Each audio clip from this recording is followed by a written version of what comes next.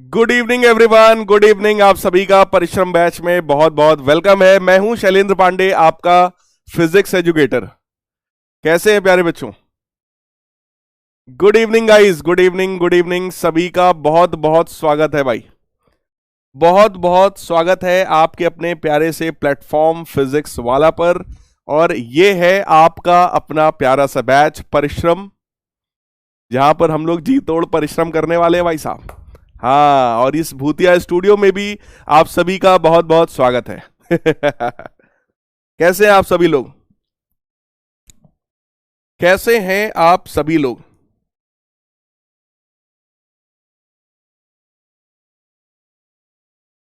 कैसे हैं आप सभी लोग? गुड इवनिंग प्यारे बच्चों, good evening, good evening, good evening everyone. Radhe Radhe, good evening. सभी प्यारे प्यारे लाल बाल गोपाल का बहुत बहुत स्वागत है इस भूतिया स्टूडियो में और आज के अपने इस सेशन में। आज हमारे इस चैप्टर मैग्नेटिज्म एंड मैटर की सबसे लास्ट क्लास है ना। यानी कि आज हम लोग बहुत ही प्यारा सा कॉन्सेप्ट सीखेंगे आखिरी में। हालांकि काफी सारी चीजें हम लोग प्रीवियस क्लास में ही हम लोग सीख चुके हैं, है ना।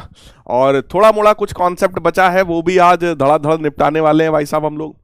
थ्योरेटिकल कॉन्सेप्ट्स हैं, आप सबको पता है इस चैप्टर में थ्योरी बहुत ज्यादा है। इनफैक्ट थ्योरी ही थ्योरी है इस पूरे चैप्टर में, है ना। हाँ, न्यू स्टूडियो नहीं है, स्टूडियो वही है। यस, स्टूडियो वही है मेरे प्यारे बच्चों। मैं एकदम चकाचक बढ़िया बिंदास, एकदम बिंदास। आज की क्लास स्टार्ट किया जाए प्यारे बच्चों, आज की क्लास स्टार्ट किया जाए। जल्दी से बता दीजिए भाई, अगर आपकी इजाजत हो है तो भाई साहब आज की क्लास स्टार्ट किया जाए। आज प्यारे बच्चों हम लोग डायामैग्नेटिज्म पढ़ने वाले हैं, पैरामैग्नेटिज्म पढ़ने वाले हैं और फेरोमैग्नेटिज्म पढ़ने वाले हैं। और इन मटेरियल्स पर टेम्परेचर का क्या इफेक्ट है वो भी पढ़ेंगे, जिसको हम लोग क्यूरी लॉ भी कहते हैं, राइट है। ये हम लोग आज पढ़ने वाले हैं। आज एकदम ऑडियो वीडियो चकाचक आ रहा है क्या? ऑडियो वीडियो एकदम चकाचक आ रहा है प्यारे बच्चों? हाँ, ऑडियो और वीडियो एकदम खूबसूरत दिख रहा है क्या? थैंक्स बेटा, थैंक्स जेबा परवीन। हाँ।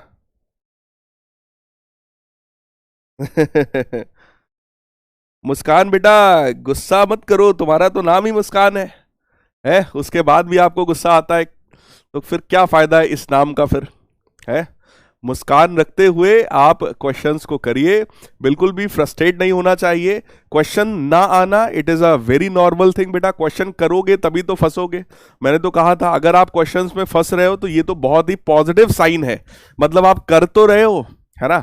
जिस भी क्वेश्चन में आप फंसते हैं उसके सोल्यूशन पर जाइए, उसको समझने की कोशिश करिए, उस कॉन्सेप्ट को समझने की कोशिश करिए और फिर फर्दर फ्यूचर में जब सेम कॉन्सेप्ट फिर से आए तो उसको अप्लाई करिएगा, क्योंकि आप उसको सीख चुके हो, है ना। इसलिए क्वेश्चंस को करते रहिए। चलिए भाई, आज की क्लास में सबसे पहला जो हमारा टॉपिक है भाई साहब, दैट टॉपिक इज डायामैग्नेटिज्म। सिर्फ और सिर्फ समझना ही समझना है। लिखने वाली मैक्सिमम चीजें यहां पर ऑलरेडी मेरे प्यारे बच्चों लिखी हुई है, सिर्फ आप लोगों को ध्यान से सुनना है। एक एक कॉन्सेप्ट 100% समझा देंगे, ये मेरी गारंटी है। अब मेरे प्यारे बच्चों देखिए, डायामैग्नेटिज्म क्या होता है। केमिस्ट्री में भी आप लोगों ने पढ़ा होगा, कुछ पैरामैग्नेटिक आयंस होते हैं, कुछ डायामैग्नेटिक आयंस होते हैं। तो डायामैग्नेटिक का मतलब ये हो गया जहां पर पेयर्ड इलेक्ट्रॉन्स हैं, राइट। पेयर्ड इलेक्ट्रॉन्स, जैसे अगर हम लोग किसी भी एक एलिमेंट का इस तरीके से हम लोग लिखते हैं ना कि अगर 1s2 है तो पहले इधर ऐसे भरते हैं फिर ऐसे भरते हैं, हुन्स रूल के अकॉर्डिंग, राइट। सबको पता होगा भाई 1s2, है ना। तो अगर s ऑर्बिट में हमारे पास दो इलेक्ट्रॉन्स हैं तो उन इलेक्ट्रॉन्स को इस तरीके से पेयर किया जाता है, दोनों के जो स्पिन होते हैं वो जस्ट अपोजिट होते हैं। यानी कि एक इलेक्ट्रॉन अगर हमारा क्लॉकवाइज घूम रहा है तो प्यारे बच्चों दूसरा वाला जो इलेक्ट्रॉन है वो अपोजिट डायरेक्शन में रिवॉल्व कर रहा होगा, राइट। तो यहां पर हम लोग ने इस वाले डायग्राम में माना यह है कि जो इलेक्ट्रॉन्स हैं वो हमारे क्लॉकवाइज रिवॉल्व कर रहे हैं, ठीक। अब अगर इलेक्ट्रॉन क्लॉकवाइज रिवॉल्व कर रहा होगा तो इलेक्ट्रॉन के जस्ट ऑपोजिट डायरेक्शन में हम लोग करंट अज्यूम कर सकते हैं। यानी कि ये करंट का डायरेक्शन बेटा यहां पर हो सकता है राइट। सो करंट यहां पर कैसा हो गया, एंटी क्लॉकवाइज। अगर करंट एंटी क्लॉकवाइज होता है, करंट अगर एंटी क्लॉकवाइज होता है प्यारे बच्चों, तो मैग्नेटिक मूवमेंट किधर की तरफ होगा, अपवर्ड डायरेक्शन से, right. So this direction, this is the direction of magnetic movement. Magnetic movement इस वाले इलेक्ट्रॉन की वजह से जो क्रिएट होगा वो अपवर्ड डायरेक्शन में होगा, राइट है।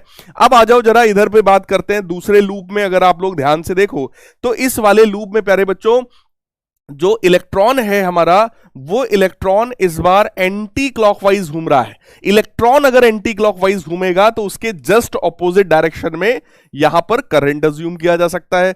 यानी कि करंट का जो डायरेक्शन है, that direction is assumed to be clockwise, है ना। करंट अगर क्लॉकवाइज है प्यारे बच्चों, करंट अगर क्लॉकवाइज है तो यही मैग्नेटिक मूवमेंट बोलो डाउनवर्ड्स डायरेक्शन में होगा। तो इस वाले केस में मैग्नेटिक मूवमेंट जो है वो डाउनवर्ड्स डायरेक्शन में, है ना। सो मेरे प्यारे बच्चों, मेरे प्यारे बच्चों, लैग वैग कुछ नहीं हो रहा है, सारी चीजें चल रही हैं एकदम चकाचक, बिंदास चल रहा है ना। सभी लोग को ध्यान से मेरी बात सुनना है मेरे प्यारे बच्चों। अगर इलेक्ट्रॉन्स की बात करें तो यहां पर पेयर्ड इलेक्ट्रॉन्स हैं, है ना, दोनों का स्पिन जस्ट अपोजिट है। एक इलेक्ट्रॉन अगर हमारा क्लॉकवाइज घूम रहा है तो दूसरा वाला इलेक्ट्रॉन हमारा एंटी क्लॉकवाइज घूम रहा है, ठीक है। जो क्लॉकवाइज इलेक्ट्रॉन घूमता है उसकी वजह से मैग्नेटिक मूवमेंट अपवर्ड डायरेक्शन में है, और जो एंटी क्लॉकवाइज इलेक्ट्रॉन घूमता है उसकी वजह से मैग्नेटिक मूवमेंट जो है वो डाउनवर्ड डायरेक्शन में है। और ये दोनों ही मैग्नेटिक मूवमेंट्स बोलो एक दूसरे को कैंसिल कर रहे हैं। ये दोनों ही मैग्नेटिक मूवमेंट्स प्यारे बच्चों एक दूसरे को जस्ट कैंसिल आउट कर रहे हैं। इसकी वजह से ये जो डायामैग्नेटिक सब्सटेंसेस होते हैं उनमें कोई मैग्नेटिक मूवमेंट नहीं होता है। There is zero magnetic movement in diamagnetic substances. तो जरा पढ़िए, in atoms of some materials like bismuth, copper, lead etcetera, the magnetic movement due to different electrons cancel out. ये जो दो इलेक्ट्रॉन्स हैं अपोजिट डायरेक्शन में स्प्रिंग हो रही थी, तो मैग्नेटिक मूवमेंट ने एक दूसरे को कैंसिल कर दिया। In such atoms electron occurs in pair with one of them revolving clockwise. एक इलेक्ट्रॉन क्लॉकवाइज घूम रहा है तो दूसरा वाला इलेक्ट्रॉन एंटी क्लॉकवाइज घूम रहा है, जिसकी वजह से net magnetic movement of the whole atom is equal to 0। पूरे एटम में अगर प्यारे बच्चों उस एटम में फॉर एग्जांपल अगर मान लिया जाए 2 इलेक्ट्रॉन्स थे, तो वो दोनों इलेक्ट्रॉन्स की वजह से जो नेट मैग्नेटिक मूवमेंट आया वो कितना आ गया प्यारे बच्चों, 0 के बराबर। क्या ये बात समझ में आई? अगर ये बात समझ में आई जल्दी से हार्ड स्पैम कर दो भाई। सबसे पहला कॉन्सेप्ट है, अगर ये समझ में आया तो हार्ड स्पैम कर दीजिए सब लोग भाई, है ना। जल्दी से बता दो, ये बात एकदम चकाचक क्लियर है क्या? चकाचक क्लियर है क्या? ये बात क्लियर है। नेट मैग्नेटिक मूवमेंट की जो वैल्यू है प्यारे बच्चों वो 0 हो गई। अब मैटर ये है कि सर अगर यहां पर ऑब्जर्व किया जाए नेट मैग्नेटिक मूवमेंट तो 0 हो गया, ठीक है। अब सोचो जरा, सोचो जरा, अगर मैं इस सब्सटेंस को, इस डायामैग्नेटिक सब्सटेंस को अगर हम लोग किसी स्ट्रॉन्ग मैग्नेटिक फील्ड में ले आए, है ना, इन स्ट्रॉन्ग मैग्नेटिक फील्ड, यानी किसी एक बढ़िया स्ट्रॉन्ग सी मैग्नेटिक फील्ड में अगर आप इस सब्सटेंस को ले आओगे तो देखो क्या होगा, है ना। यहां पर प्यारे बच्चों, यहां पर ये जो मैग्नेट है, हम सब लोग पढ़ चुके हैं, कोई भी जो सब्सटेंस है, ठीक है, वो सब्सटेंस अगर एक डाइपोल की तरह बिहेव करता है तो किसी भी मैग्नेटिक फील्ड में लाने पर क्या हो सकता है, this dipole, magnetic dipole aligns itself in direction of magnetic field, in direction of magnetic field। तो ये जो एटॉमिक डाइपोल है ना, ये जो एटॉमिक डाइपोल है ये खुद को मैग्नेटिक फील्ड की डायरेक्शन में अलाइन करता है, क्योंकि ये आप सभी लोग पढ़ चुके हैं कि अगर कोई भी डाइपोल को मैग्नेटिक फील्ड में रखा जाएगा तो उसके ऊपर टॉर्क लगेगा, और उस टॉर्क का फॉर्मूला बेटा क्या था, टाउ बराबर एम बी साइन थीटा। बोलो, ये हम सब लोग पढ़ चुके हैं ना कि अगर किसी भी डाइपोल को मैग्नेटिक फील्ड में रखेंगे तो उसके ऊपर टॉर्क लगता है टाउ बराबर एम बी साइन थीटा, ठीक है। बिल्कुल उसी तरीके से ये डाइपोल के ऊपर भी टॉर्क लगेगा और ये डाइपोल खुद को क्या करेगा, अलाइन कर लेगा इन the direction of magnetic field. दूसरा क्या है, induced dipoles will be created. Induced dipoles will be created. यानी कि अगर हम लोग इस सब्सटेंस को, ये जो डायमैग्नेटिक सब्सटेंस है या कोई सा भी मैग्नेटिक सब्सटेंस है, अगर उस सब्सटेंस को हम लोग किसी भी एक स्ट्रॉन्ग मैग्नेटिक फील्ड में लेकर के आएंगे तो सिर्फ दो काम हो सकता है बेटा। सबसे पहला काम ये हो सकता है कि वो जो डाइपोल है, एटॉमिक डाइपोल जो है, वो खुद को मैग्नेटिक फील्ड की डायरेक्शन में अलाइन करेगा, और दूसरा जो है induced dipoles will be created. अब बात आई सर ये इंड्यूस्ड डाइपोल क्यों आएगा? देखो बेटा, ये एक लॉ अभी हम लोग नेक्स्ट चैप्टर में पढ़ेंगे जिसका नाम है लेंज लॉ। जिसका नाम क्या है? Lenz law. लेंज लॉ ये कहता है, या इलेक्ट्रोमैग्नेटिक इंडक्शन की अगर मैं बात करूं तो क्लास 10th में थोड़ा मोड़ा आप लोगों ने इलेक्ट्रोमैग्नेटिक इंडक्शन भी पढ़ रखा है। अगर मैं इलेक्ट्रोमैग्नेटिक इंडक्शन की बात आपसे करूं तो वो ये कहता है कि अगर किसी भी सर्किट का मैग्नेटिक फ्लक्स चेंज होगा तो उस सर्किट में बेटा इंड्यूस्ड ईएमएफ आएगा, ठीक है। और अगर वो सर्किट क्लोज्ड है तो वहां पर इंड्यूस्ड करंट भी आएगा, है ना। यानी कि लॉजिक क्या है कि अगर मैग्नेटिक फ्लक्स किसी भी सर्किट का चेंज हुआ तो इंड्यूस्ड ईएमएफ आएगा, और अगर सर्किट क्लोज्ड है भाई साहब तो इंड्यूस्ड करंट भी वहां पर आएगा। बहुत ध्यान से सुनिए, चैट को मैं कर रहा हूं बंद, राइट। तो लेंज साहब ये कहते हैं कि भाई साहब अगर, ये तो वैसे फैराडे का लॉ है, लेंज की बात अभी करते हैं हम यहां पर, अगर मैग्नेटिक फ्लक्स में कुछ भी चेंज होगा तो इंड्यूस्ड ईएमएफ आएगा, और इंड्यूस्ड ईएमएफ की जो वैल्यू होती है प्यारे बच्चों, that is equal to minus delta phi B upon delta T. यानी कि induced EMF is equal to rate of change of magnetic flux. लेकिन इसमें ये जो माइनस लगा हुआ है, ये माइनस है लेंज लॉ, है ना। ये माइनस रिप्रेजेंट करता है कि भैया इंड्यूस्ड ईएमएफ या फिर इंड्यूस्ड करंट का डायरेक्शन हमेशा ऐसा होता है जो उसको प्रोड्यूस करने वाले कॉज का अपोज करता है। That means direction of the induced EMF और induced current is always such that it opposes the cause that produce it. यानी कि ये थोड़ा सा नमक हराम टाइप का होता है, जिस वजह से ये आया होगा ना, ये हमेशा उस वजह का अपोज करेगा। देखो इलेक्ट्रोमैग्नेटिक इंडक्शन क्या है? किसी भी सर्किट का, किसी भी कॉइल का अगर मैग्नेटिक फ्लक्स बढ़ गया, भैया मैग्नेटिक फ्लक्स क्या होता है? जैसे इलेक्ट्रिक फ्लक्स पढ़ा था ना, electric field into area into cos theta, E A cos theta, बिल्कुल वैसे ही मैग्नेटिक फ्लक्स होता है बेटा, बी ए कॉस थीटा। अगर मैग्नेटिक फ्लक्स बढ़ गया तो भी इंड्यूस्ड ईएमएफ आएगा, अगर मैग्नेटिक फ्लक्स घट गया तो भी इंड्यूस्ड ईएमएफ आएगा। यानी कि there should be change in magnetic flux. Magnetic flux में कुछ भी चेंज अगर आ रहा है तो इंड्यूस्ड ईएमएफ आएगा, और वहां पर इंड्यूस्ड करंट भी आएगा। अब एक चीज सोचो, ये जो सब्सटेंस था पहले ये किसी भी फील्ड में नहीं था, यानी कि ये सब्सटेंस किसी मैग्नेटिक फील्ड में हमने नहीं रखा था। यानी कि प्रीवियस वाली इस स्लाइड पर हमने जो भी बात किया है, ये बात तो उस सब्सटेंस की अपनी बात है ना। यहां पर तो हमने कोई मैग्नेटिक फील्ड अप्लाई नहीं किया है ना। ये तो without application of magnetic field, इसका अपना नेचर ही ऐसा है। क्लियर? यहां पर हमने क्या किया कि अगर इस सब्सटेंस को हम एक स्ट्रॉन्ग मैग्नेटिक फील्ड में ले आए तो मेरे प्यारे बच्चों, अगर आप मैग्नेटिक फील्ड में लाओगे तो बोलो मैग्नेटिक फ्लक्स की वैल्यू बढ़ेगी कि नहीं बढ़ेगी? कितने लोग इस बात को मानते हो भाई? कितने लोग इस बात को मानते हो कि सर अगर मैं मैग्नेटिक फ्लक्स की बात करूं तो मैग्नेटिक फ्लक्स का फॉर्मूला होता है बी ए कॉस थीटा। ध्यान से समझना बेटा, मैग्नेटिक फ्लक्स का फॉर्मूला होता है B A cos theta. Initially जब मैग्नेटिक फील्ड जीरो थी तो फ्लक्स भी जीरो था। मैग्नेटिक फील्ड जब जीरो थी तो फ्लक्स भी हमारा जीरो था। अभी जब आप उसको एक मैग्नेटिक फील्ड में ले आए हो तो भैया उसके करस्पॉन्डिंग कुछ ना कुछ मैग्नेटिक फ्लक्स की वैल्यू भी हो जाएगी, and that value is something B A cos theta, right. तो अचानक से फ्लक्स की वैल्यू बढ़ी। अगर फ्लक्स की वैल्यू बढ़ेगी मेरे प्यारे बच्चों तो इंड्यूस्ड ईएमएफ आएगा और इंड्यूस्ड करंट भी आएगा, राइट। और ये जो इंड्यूस्ड करंट होता है उस करंट की वजह से भी मैग्नेटिक फील्ड आएगी। यहां पर वही वाला काम हो रहा है, यानी कि इंड्यूस्ड डाइपोल्स वहां पर बनेंगे, है ना। इंड्यूस्ड डाइपोल्स वहां पर क्रिएट हो जाएंगे, और ये जो इंड्यूस्ड डाइपोल्स हैं, दीज इंड्यूस्ड डाइपोल्स विल क्या करेंगे? They will oppose the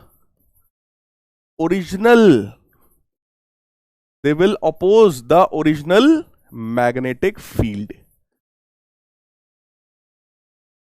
They will oppose the original magnetic field. यानी कि क्या हुआ, जैसे ही आप मैग्नेटिक फील्ड में इस सब्सटेंस को लाओगे, सिर्फ दो काम हो सकते हैं। या तो जो एटॉमिक डाइपोल हमारा था वो खुद को अलाइन कर लेगा मैग्नेटिक फील्ड की डायरेक्शन में, है ना। Atomic dipole will align itself in the direction of magnetic field. या दूसरा काम हो सकता है, नए नए इंड्यूस्ड डाइपोल्स क्रिएट हो जाएंगे और ये जो इंड्यूस्ड डाइपोल्स हैं ये ओरिजिनल वाली जो मैग्नेटिक फील्ड थी उसका क्या करेंगे, अपोज करेंगे, राइट, ऑपोजिट डायरेक्शन में क्रिएट हो जाएंगे। तो जरा आइए अब इसकी कहानी को पढ़ते हैं, आपको चीजें समझ में आएंगी कि अगर हम लोग कभी भी एक्सटर्नल मैग्नेटिक फील्ड अप्लाई करते हैं किसी भी सब्सटेंस में, डायामैग्नेटिक हो, पैरामैग्नेटिक हो, फेरोमैग्नेटिक हो, कोई सा भी सब्सटेंस हो, अगर आपने अगर एक्सटर्नल मैग्नेटिक फील्ड अप्लाई किया प्यारे बच्चों, तो वहां पर दो काम होगा। Atomic dipoles align with the magnetic field, जो एटॉमिक डाइपोल्स फॉर्म हो रहे थे ना वो खुद को मैग्नेटिक फील्ड की डायरेक्शन में अलाइन कर लेंगे, या फिर induced dipoles will be created and these induced dipole opposes the external magnetic field. क्या यह बात सही है? अगर इतनी ये दोनों पॉइंट्स अगर अच्छे से समझ में आए, जल्दी से यार एक बार हार्ड स्पैम करके बता दो सब लोग। डायामैग्नेटिज्म जो है मेरे प्यारे बच्चों वो हर एक सब्सटेंस में प्रेजेंट होता है। यही प्रॉपर्टी, ये जो दो चीजें क्रिएट हो रही हैं इसी को डायामैग्नेटिज्म हम लोग कहते हैं। अब मेरी बात को सुनना, अगर डायामैग्नेटिक सब्सटेंस की बात करें, अगर डायामैग्नेटिक सब्सटेंस की बात करें तो वहां पर बेटा कोई भी एटॉमिक डाइपोल मूवमेंट तो है ही नहीं। बोलो यार, डायामैग्नेटिक सब्सटेंस के केस में जो डाइपोल मूवमेंट था सब्सटेंस में वो कितना था भाई साहब, जीरो के बराबर। डाइपोल मूवमेंट कितना था, जीरो के बराबर। और अगर डाइपोल मूवमेंट ही जीरो है तो बोलो पहला वाला पॉइंट यहां पर डायामैग्नेटिज्म यानी कि डायामैग्नेटिक सब्सटेंस में काम नहीं करेगा। पहला वाला ये वाला जो पॉइंट है यानी एटॉमिक डाइपोल वाला जो पॉइंट है ये मैग्नेटिक फील्ड के साथ अलाइन नहीं कर पाएगा। क्यों? क्योंकि अगर सोचो मैग्नेटिक मूवमेंट ही जीरो है तो मेरे प्यारे बच्चों टॉर्क की वैल्यू भी जीरो है, तो अलाइन होने वाला कोई काम यहां पर नहीं हो पाएगा क्योंकि मैग्नेटिक मूवमेंट ही नहीं था। क्लियर है ना, मैग्नेटिक मूवमेंट ही नहीं था। एटॉमिक डाइपोल का मतलब हैरी साहब यही है, ये देखो हैरी साहब यही है, net magnetic movement of the atom was zero, है ना। तो एटम का जो नेट मैग्नेटिक मूवमेंट निकल करके आया जीरो, उसी एटम को ही हम लोग एटॉमिक डाइपोल बोल रहे हैं। एटम को ही हम लोग क्या बोल रहे हैं, एटॉमिक डाइपोल। अगर उस एटम में कुछ डाइपोल मूवमेंट होता तो उसको हम एटॉमिक डाइपोल मूवमेंट बोल देते, लेकिन वो डाइपोल मूवमेंट यहां पर बेटा कितना है, जीरो के बराबर है। जब डाइपोल मूवमेंट ही नहीं है ना, तो ये पहला वाला पॉइंट डायामैग्नेटिक सब्सटेंस में इफेक्टिव नहीं होता है, ये तो खेल खत्म हो गया, राइट। अब सिर्फ इफेक्टिवली कौन सा पॉइंट बचेगा डायामैग्नेटिक में, वो ये है इंड्यूस्ड डाइपोल्स क्रिएट होंगे और ये इंड्यूस्ड डाइपोल्स जो हैं वो इसको अपोज करेंगे, ओरिजिनल मैग्नेटिक फील्ड को प्यारे बच्चों अपोज करेंगे, राइट। तो ये वाला जो काम है, ये वाला जो काम है ये सारे सब्सटेंस में होता है। इसी को हम लोग, इसी प्रॉपर्टी को हम लोग बोलते हैं डायामैग्नेटिज्म। क्लियर है, इसी को क्या बोलते हैं, डायामैग्नेटिज्म। क्या ये बात क्लियर है? हाँ वंदना बेटा, इस चैप्टर में थ्योरी ज्यादा है, इससे एक एक दो दो नंबर के क्वेश्चंस बन सकते हैं, इसीलिए हम लोग इतनी मेहनत कर रहे हैं। क्योंकि जब बात टॉप करने की होती है तो वहां पर एक नंबर भी वैल्यू करता है, दो नंबर भी वैल्यू करता है जब बात टॉपर बनने की होती है तब, राइट। तो उसी एक नंबर दो नंबर के लिए ही हम लोग ये सारे कॉन्सेप्ट्स को पढ़ रहे हैं। बाकी इस चीज से कभी भी लॉन्ग क्वेश्चन नहीं आएगा कि पूरा का पूरा एक्सप्लेन करो भैया डायामैग्नेटिज्म क्या होता है ना, इससे एक या दो नंबर का क्वेश्चन बेटा आएगा। क्लियर है। सो डायामैग्नेटिज्म की जो प्रॉपर्टी, जो सेकंड वाली जो प्रॉपर्टी है वो हर एक सब्सटेंस में होती है। लेकिन मैं आपको एक बात और बता दूं, इंड्यूस्ड डाइपोल मूवमेंट वाली जो प्रॉपर्टी है ये बहुत ही वीक होती है। This property is always very weak, ये वीक होता है, यानी कि बहुत ज्यादा स्ट्रॉन्ग डाइपोल्स नहीं क्रिएट होने वाले हैं, है ना। तो ये लेंज लॉ वाला जो काम है, ये जो अपोजिशन वाला जो काम है, ये हमेशा बहुत ही वीक होता है। क्लियर, यही कारण है कि डायामैग्नेटिज्म सभी में प्रेजेंट होता है, अपोजिशन का काम सारे ही सब्सटेंस में होता है। Clear, a sufficient magnetic movement is induced in the diamagnetic sample in opposite direction of magnetic field, right. इसी प्रॉपर्टी की वजह से वो जो सैंपल है उस मटेरियल के अंदर, उस डायमैग्नेटिक मटेरियल के अंदर जो मैग्नेटिज्म आएगा वो ओरिजिनल फील्ड के अपोजिट डायरेक्शन में आएगा और वो भी वीक मैग्नेटिज्म आएगा। यानी कि अगर ये हमारा एक डायमैग्नेटिक सब्सटेंस है, अगर ये हमारा एक डायामैग्नेटिक सब्सटेंस है। सोचो अगर मैं इसको एक बहुत ही स्ट्रॉन्ग मैग्नेटिक फील्ड में रखूं लाइक दिस, है ना, ये मैग्नेटिक फील्ड अंदर से भी पास हो रही है लेकिन मैं अंदर दिखा नहीं रहा हूं वरना डायग्राम आपका थोड़ा डिस्टर्ब होगा, राइट है। तो इसकी वजह से क्या होगा, जैसे ही आप इस सब्सटेंस को रखोगे, इस सब्सटेंस के अंदर एटॉमिक डाइपोल वाला तो खेल है ही नहीं। जब ये एटॉमिक डाइपोल वाला कोई खेल नहीं होगा प्यारे बच्चों, तो यहां पर भी अंदर तो कुछ होना नहीं है, राइट। तो सारा खेल क्या होगा, सेकंड वाले पॉइंट का, यानी कि इंड्यूस्ड डाइपोल्स क्रिएट होंगे। तो यहां पे छोटे छोटे डाइपोल्स इस तरीके से इस डायरेक्शन में, अपोजिट डायरेक्शन में आप देख सकते हैं, overall they are in opposite directions of the original field. Clear. तो ये वीक मैग्नेटिज्म क्रिएट करेंगे, वो भी मैग्नेटाइजिंग फील्ड के अपोजिट डायरेक्शन में। क्लियर है क्या, मैग्नेटाइजिंग फील्ड के ऑपोजिट डायरेक्शन में ये वीक मैग्नेटिज्म इंड्यूस करते हैं, just like this. Hence a diamagnetic substance is repelled by a magnet.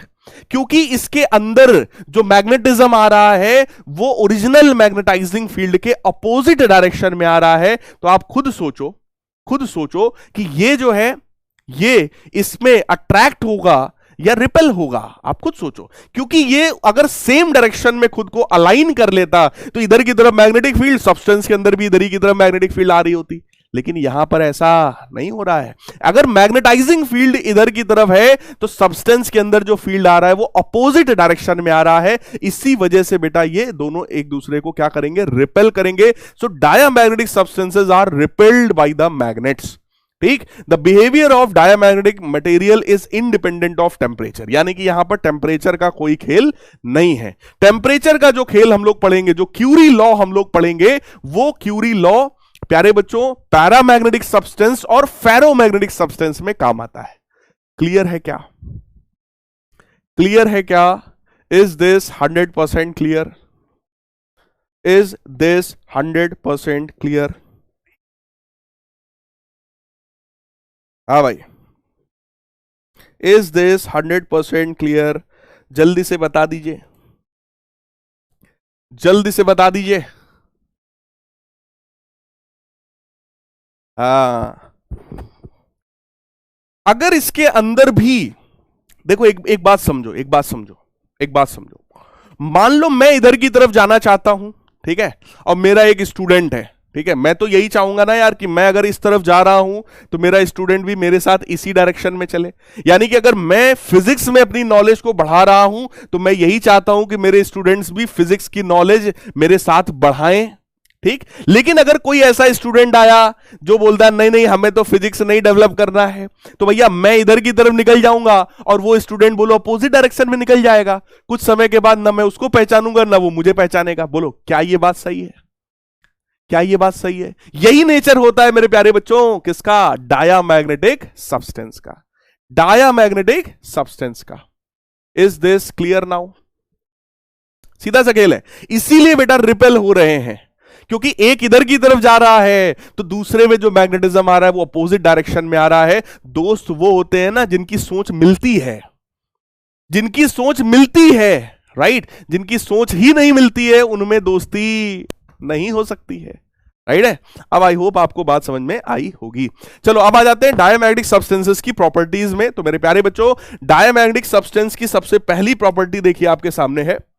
सबसे पहली प्रॉपर्टी देखिए, when placed in external magnetic field diamagnetic substance develops weak magnetisation in opposite direction of the applied field.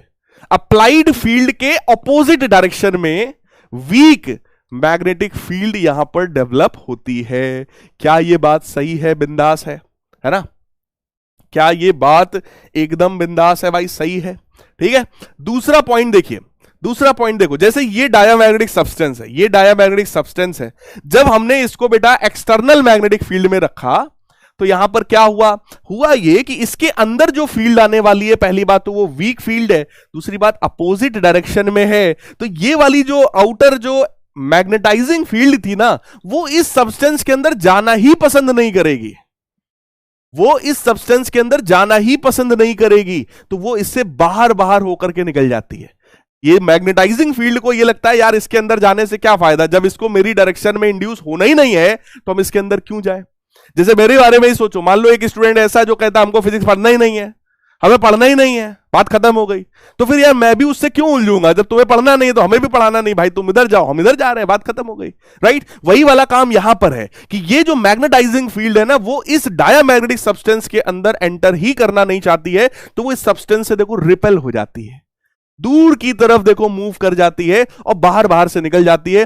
That means when a rod of diamagnetic material is placed in magnetic field, अगर एक diamagnetic material को magnetic field में रख दे, poles are induced on it in the direction opposite to that of the inducing field. Inducing field right में है तो इसके अंदर जो आएगा वो लेफ्ट डायरेक्शन में आएगा। So the lines of force prefer to pass through the surrounding air, ये जो लाइन ऑफ फोर्सेस है ये सराउंडिंग एयर से पास करना प्रेफर करती हैं इन कंपैरिजन टू इसके अंदर से पास करना। Hence the lines of force get expelled और रिपेल्ड, ये जो लाइंस ऑफ फोर्स हैं एक दूसरे से क्या हो गई भाई साहब, रिपेल हो गई। और इसी से ये पता चलता है कि इसके अंदर जो मैग्नेटिक फील्ड आने वाली है मेरे प्यारे बच्चों, that will be a week magnetic field, और वो भी ऑपोजिट डायरेक्शन में आएगी। इसके अंदर वीक मैग्नेटिक फील्ड आएगी, वो भी ऑपोजिट डायरेक्शन में। क्या ये बात क्रिस्टल क्लियर है आप लोगों को? क्या ये बात क्रिस्टल क्लियर है? अगली प्रॉपर्टी देखो, when placed in non uniform field, इसी सब्सटेंस को अगर नॉन यूनिफॉर्म फील्ड में रखोगे तो ये सब्सटेंस बोलो किधर की तरफ जाना चाहेगा?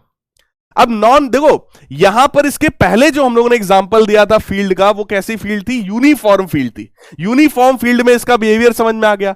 अब आ जाओ non uniform field. Non uniform field का मतलब हो गया एक तरफ फील्ड स्ट्रांग है और एक तरफ फील्ड वीक है।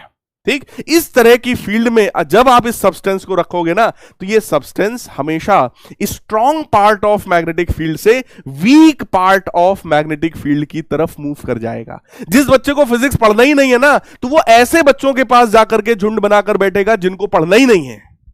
बात समझ रहे हो? वो बहुत इंटेलिजेंट बच्चों से थोड़ा सा दूर निकल जाएगा, उन बच्चों के साथ जाके अपना ग्रुप बनाएगा जिसको पढ़ना ही नहीं है। बात समझ में आया? So this type of substance whenever placed in non uniform magnetic field always moves from stronger part of the magnetic field to weaker part of the magnetic field. अभी बात सही है क्या? हाँ बेटा श्रेया, सही बात है। When a rod of diamagnetic material is suspended, देखो भैया अगर कोई डायमैग्नेटिक मटेरियल है और उसको हम लोग किसी मैग्नेटिक फील्ड में रख देंगे ना, तो वो हमेशा मैग्नेटिक फील्ड के परपेंडिकुलर डायरेक्शन में खुद को अलाइन कर लेता है। That means it align itself perpendicular to magnetising field. Magnetising field होगी इधर की तरफ, तो वो नॉर्थ साउथ ऐसा एडजस्ट करेगा खुद को, कुछ इस तरीके का एडजस्ट करेगा खुद को। आप सबको ये डायग्राम दिखाई पड़ रहा होगा, ये खुद को ऐसा एडजस्ट कर लेगा, मैग्नेटिक फील्ड की डायरेक्शन में नहीं एडजस्ट करेगा, क्योंकि इसको फील्ड से कोई लेना देना नहीं है, इसको तो अपोजिट बात करनी है। क्लियर है क्या? क्लियर है क्या? नेक्स्ट पॉइंट देखो, अब यहां पर ये कुछ हमारे पॉइंट्स हैं। As diamagnetic substance develop weak magnetisation in opposite direction of the magnetising field, hence the susceptibility of the diamagnetic substance is small as well as negative। susceptibility जो होती है इसके लिए, वो पहली बात स्मॉल होगी, दूसरी बात निगेटिव होगी। जैसे बिस्मथ के लिए, बिस्मथ होता है ना मटेरियल, बिस्मथ के लिए देखो ससेप्टिबिलिटी की वैल्यू कितनी है? बिस्मथ के लिए ससेप्टिबिलिटी की वैल्यू कितनी है मेरे प्यारे बच्चों? दैट इज -0.00015, है ना? वैल्यू देख लीजिए, बहुत छोटी है और अपोजिट डायरेक्शन में है, अपोजिट डायरेक्शन में है और बहुत ही वीक वैल्यू है, बहुत ही छोटी वैल्यू है। The relative permeability is positive but that is less than 1। भैया रिलेटिव परमिएबिलिटी जो होती है वो 1 प्लस मैग्नेटिक ससेप्टिबिलिटी होती है, बोलो। और ये जो वैल्यू है, this value is negative, this value is negative. अब 1 में अगर कोई निगेटिव नंबर जोड़ेंगे तो बोलो वैल्यू कैसी आएगी? Less than 1। So that will B positive but it will be less than 1। तो हम लोग यहां पे कह सकते हैं कि जो रिलेटिव परमिएबिलिटी है वो 0 से 1 के बीच में होगी, 0 से 1 के बीच में होगी। लो कुछ लोग पूछ रहे हैं बिस्मथ क्या होता है, बताओ भैया इनको बिस्मथ क्या होता है, बताओ बताओ इनको बिस्मथ क्या होता है? यार मटेरियल है और क्या होता है, एल्यूमिनियम क्या होता है बताओ जरा। जो एल्यूमिनियम होता है उसी तरीके का बिस्मत भी मटेरियल होता है यार। अब तुम्हें उसमें क्या बताया जाए, कॉपर क्या होता है, मटेरियल है, वैसे ही बिस्मत भी मटेरियल है बेटा। Susceptibility of the diamagnetic substances is independent of the magnetising field and temperature. ये जो ससेप्टिबिलिटी हम लोगों ने निकाला है वो पहली बात मैग्नेटाइजिंग फील्ड पर डिपेंड नहीं कर रही है, ठीक, साथ ही साथ टेम्परेचर पर भी डिपेंड नहीं कर रही है जब हम लोग बात करते हैं डायामैग्नेटिक सब्सटेंस की। तो डायामैग्नेटिक सब्सटेंस में जो मैग्नेटिज्म आता है वो टेम्परेचर पर डिपेंडेंट होता ही नहीं है। क्लियर है क्या? The magnetisation of the diamagnetic substance last so long as magnetising field is applied. जब तक मैग्नेटाइजिंग फील्ड रहेगी तब तक उसके अंदर भी मैग्नेटिज्म रहेगा, जैसे ही फील्ड गायब मैग्नेटिज्म भी गायब। राइट ये सीधा सा खेला है किसी भी डायामैग्नेटिक सब्सटेंस का, राइट, डायामैग्नेटिक सब्सटेंस का। अब थोड़ा सा और डिटेल में घुसते हैं, है ना, थोड़ा सा और डिटेल में घुसते हैं मेरे प्यारे बच्चों, थोड़ा सा और डिटेल में घुसते हैं। डाउट वाली स्लाइड नहीं आ रही तो आ जाएगी भाई, परेशान मत हो, अभी जब लोग देखेंगे तो उसको लगा देंगे अगर कुछ ऐसा लोचा हुआ होगा तो, है ना। When a metal is cooled to a temperature below its critical temperature in magnetic field it attains both superconductivity as well as perfect diamagnetism. जो मेटल्स होते हैं, जो डायामैग्नेटिक मेटल्स हैं, जब उनको कूल किया जाता है, जब उनके टेम्परेचर को कम किया जाता है एक सर्टेन क्रिटिकल टेम्परेचर से भी नीचे, बेटा जब क्रिटिकल टेम्परेचर से भी नीचे लाओगे तो पहली बात वो सुपर कंडक्टर की तरह बिहेव करेंगे। बोलो सुपर कंडक्टर, मैंने आप लोगों को पढ़ाया था, सुपर कंडक्टर मैंने पढ़ाया था, वहां पे यही आपको बताया था कुछ मेटल और उसके अलॉयज ऐसे होते हैं जिनको अगर मैं टेम्परेचर बढ़ाऊंगा तो उनका रेजिस्टिविटी बढ़ेगा, राइट, रेजिस्टेंस भी बढ़ेगा। अगर मैं कम करूंगा टेम्परेचर तो उनका रेजिस्टिविटी कम होगा, बट एक सर्टेन टेम्परेचर पर वो रेजिस्टिविटी तुरंत जीरो हो जाती है। जहां रेजिस्टिविटी जीरो होती है उसी क्रिटिकल टेम्परेचर पर वो as a superconductor behave करता है। तो यहां पर वो सुपर कंडक्टिविटी और परफेक्ट डायामैग्नेटिज्म शो करेगा। परफेक्ट डायामैग्नेटिज्म का मतलब क्या हो गया, these magnetic lines of force gets completely expelled from it. इसके पहले जो मैंने डायग्राम बनाया था ना, उसमें देखो आपको एक मैग्नेटिक फील्ड लाइन अंदर से पास करा दिया है। देखो दो ऊपर से गई, दो नीचे से गई, लेकिन एक मैग्नेटिक फील्ड लाइन इससे पास कराया, इससे ये पता चला वीक मैग्नेटिक फील्ड है। लेकिन जब ये बात सुपर कंडक्टर वाली आएगी, जब super conductivity perfect diamagnetism show होगा तो अंदर से एक भी मैग्नेटिक फील्ड लाइंस पास नहीं होंगी, एक भी लाइंस पास नहीं होगी, and it repels the magnet for this material. इस तरह के मटेरियल्स के लिए, सुपर कंडक्टर्स के लिए जो ससेप्टिबिलिटी है उसकी वैल्यू कितनी होती है, -1।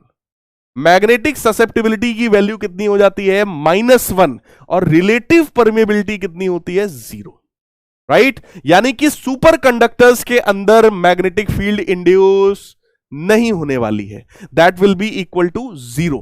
क्लियर है क्या?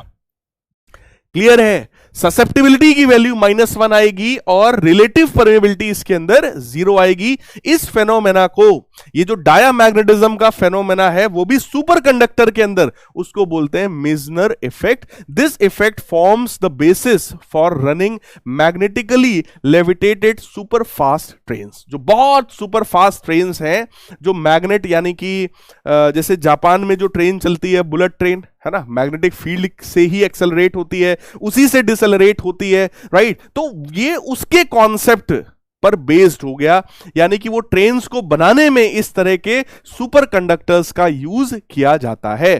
क्या ये बात अब आप लोगों को समझ में आई है भाई? क्या ये बात आप सभी को समझ में आ गई, डायामैग्नेटिज्म क्या है?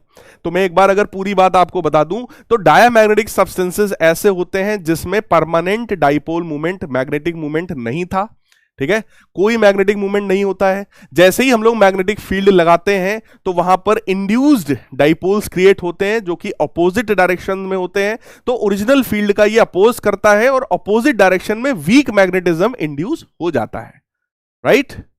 टेम्परेचर का यहां पर कोई इफेक्ट नहीं होता है, ठीक है, बस सुपर कंडक्टर की तरह बिहेव करता है, वो भी एक सर्टेन क्रिटिकल टेम्परेचर के बिलो, जब टेम्परेचर जाता है तब। क्लियर है क्या? क्लियर है क्या? जल्दी से बता दो भाई, क्लियर है क्या? जल्दी से बता दो, क्या ये बात एकदम चकाचक क्लियर है? ठीक है, कितने लोगों को ये बात समझ में आई यार? जल्दी से जरा थम्स अप करके बता दो मेरे को, कितने लोगों को बात समझ में आई है? जल्दी से थम्स अप करके बता दीजिए। So this is the concept of super conductivity, है ना, इन डायामैग्नेटिक सब्सटेंस। अब आ जाते हैं प्यारे बच्चों पैरामैग्नेटिक सब्सटेंसेस और फेरोमैग्नेटिक सब्सटेंसेस की तरफ। देखो, पैरामैग्नेटिक सब्सटेंसेस का मतलब जिनके पास अनपेयर्ड इलेक्ट्रॉन्स होते हैं। अगर अनपेयर्ड इलेक्ट्रॉन्स हैं, खुद ही सोचो, जैसे मान लो सोडियम वगैरह का एग्जांपल अगर हम लोग ले लेते हैं, अगर अनपेयर्ड इलेक्ट्रॉन्स हैं, केवल एक ही इलेक्ट्रॉन अगर आउटर मोस्ट ऑर्बिट में है, तो बोलो ये वाला इलेक्ट्रॉन या तो क्लॉकवाइज घूमेगा या तो एंटी क्लॉकवाइज घूमेगा, तो इसका अपना कुछ ना कुछ मैग्नेटिक मूवमेंट तो होगा ही होगा। बोलो, इसके मैग्नेटिक मूवमेंट को कैंसिल करने वाला यहां पर कोई इलेक्ट्रॉन नहीं है, कोई इलेक्ट्रॉन नहीं है। क्या ये बात समझ रहे हो? क्या ये बात समझ रहे हो प्यारे बच्चों? है ना? तो इस सिंगल अनपेयर्ड इलेक्ट्रॉन की वजह से यहां पर कुछ ना कुछ परमानेंट मैग्नेटिक मूवमेंट डेवलप हो जाता है। तो पढ़िए, द एटम्स और molecules of the paramagnetic material possess permanent dipole movement. Permanent magnetic movement इसके अंदर होता है, either due to presence of unpaired electrons, ये जो अनपेयर्ड इलेक्ट्रॉन्स हैं इनकी वजह से, या फिर non cancellation of the spins of the two electrons, right. तो कुछ ऐसे भी यहां पर सब्सटेंस थे, कुछ ऐसे भी एटम्स थे जिनके अंदर जो इलेक्ट्रॉन्स थे वो just equal and opposite magnetic movement create करते हैं, ठीक। कुछ ऐसे भी हो सकते हैं जिनमें मैग्नेटिक मूवमेंट कुछ ना कुछ इफेक्टिवली आएगा, राइट। तो कुछ ना कुछ इफेक्टिवली मैग्नेटिक मूवमेंट की वैल्यू यहां पर आ जाती है। इस तरह के सब्सटेंसेस को हम लोग पैरामैग्नेटिक सब्सटेंस कहते हैं। लगभग 86% बच्चों को बात बिल्कुल सही है, 14% बच्चों को थोड़ी मोड़ी प्रॉब्लम है। उन बच्चों से यही कहूंगा, यार देखो टॉपिक थोड़ा सा अलग तरह का है, थोड़ा सा थ्योरेटिकल भी है, बट बड़ा प्यारा कॉन्सेप्ट भी है, ठीक है ना। थ्योरी है लिखने के पॉइंट ऑफ व्यू से, लेकिन कॉन्सेप्ट बहुत प्यारा सा है। कॉन्सेप्ट समझने की बेटा कोशिश करिए, आप लोगों को भी बाकी 86% बच्चों की तरह बात समझ में 100% आ जाएगी। क्लियर है? अब मैं एक बार चैट को बंद कर रहा हूं, पूरी बात को ध्यान से सुनिएगा, ठीक है। उसके बाद चैट में आपसे पूछूंगा समझ में आया कि नहीं आया, फिर बताइएगा, ठीक है। लेकिन पहले ध्यान से सुनो, ठीक। अगर हम लोग देखो, अगर हम लोग डायामैग्नेटिक सब्सटेंस की बात करें, डायामैग्नेटिक सब्सटेंस की बेटा अगर हम लोग बात करें, तो इस सब्सटेंस के अंदर there is no magnetic movement, there is no magnetic movement due to paired electrons.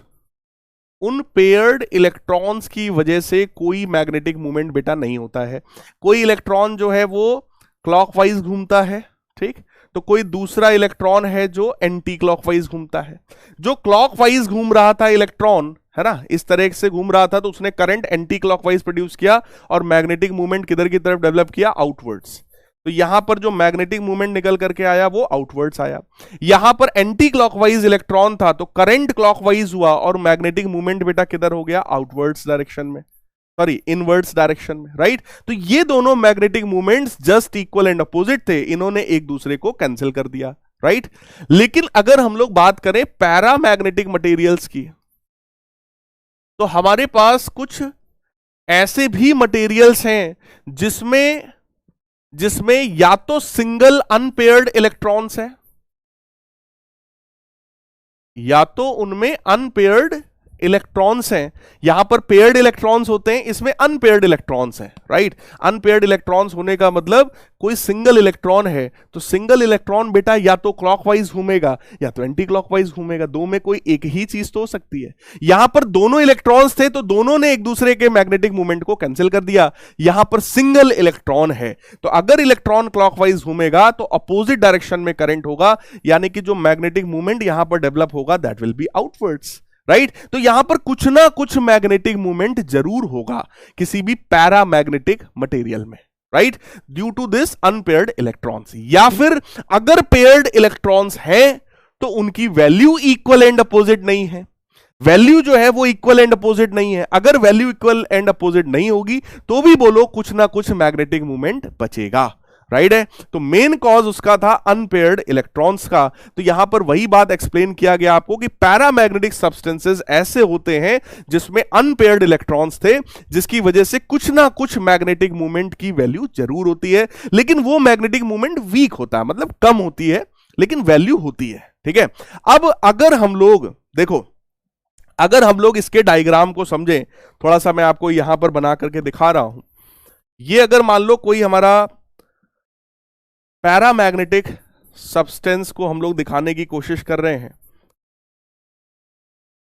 तो इस पैरामैग्नेटिक सब्सटेंस में बेटा जो ढेर सारे इलेक्ट्रॉन्स हैं या ढेर सारे एटम्स हैं, उन एटम्स के बारे में मैं आपको दिखा रहा हूं, ठीक है।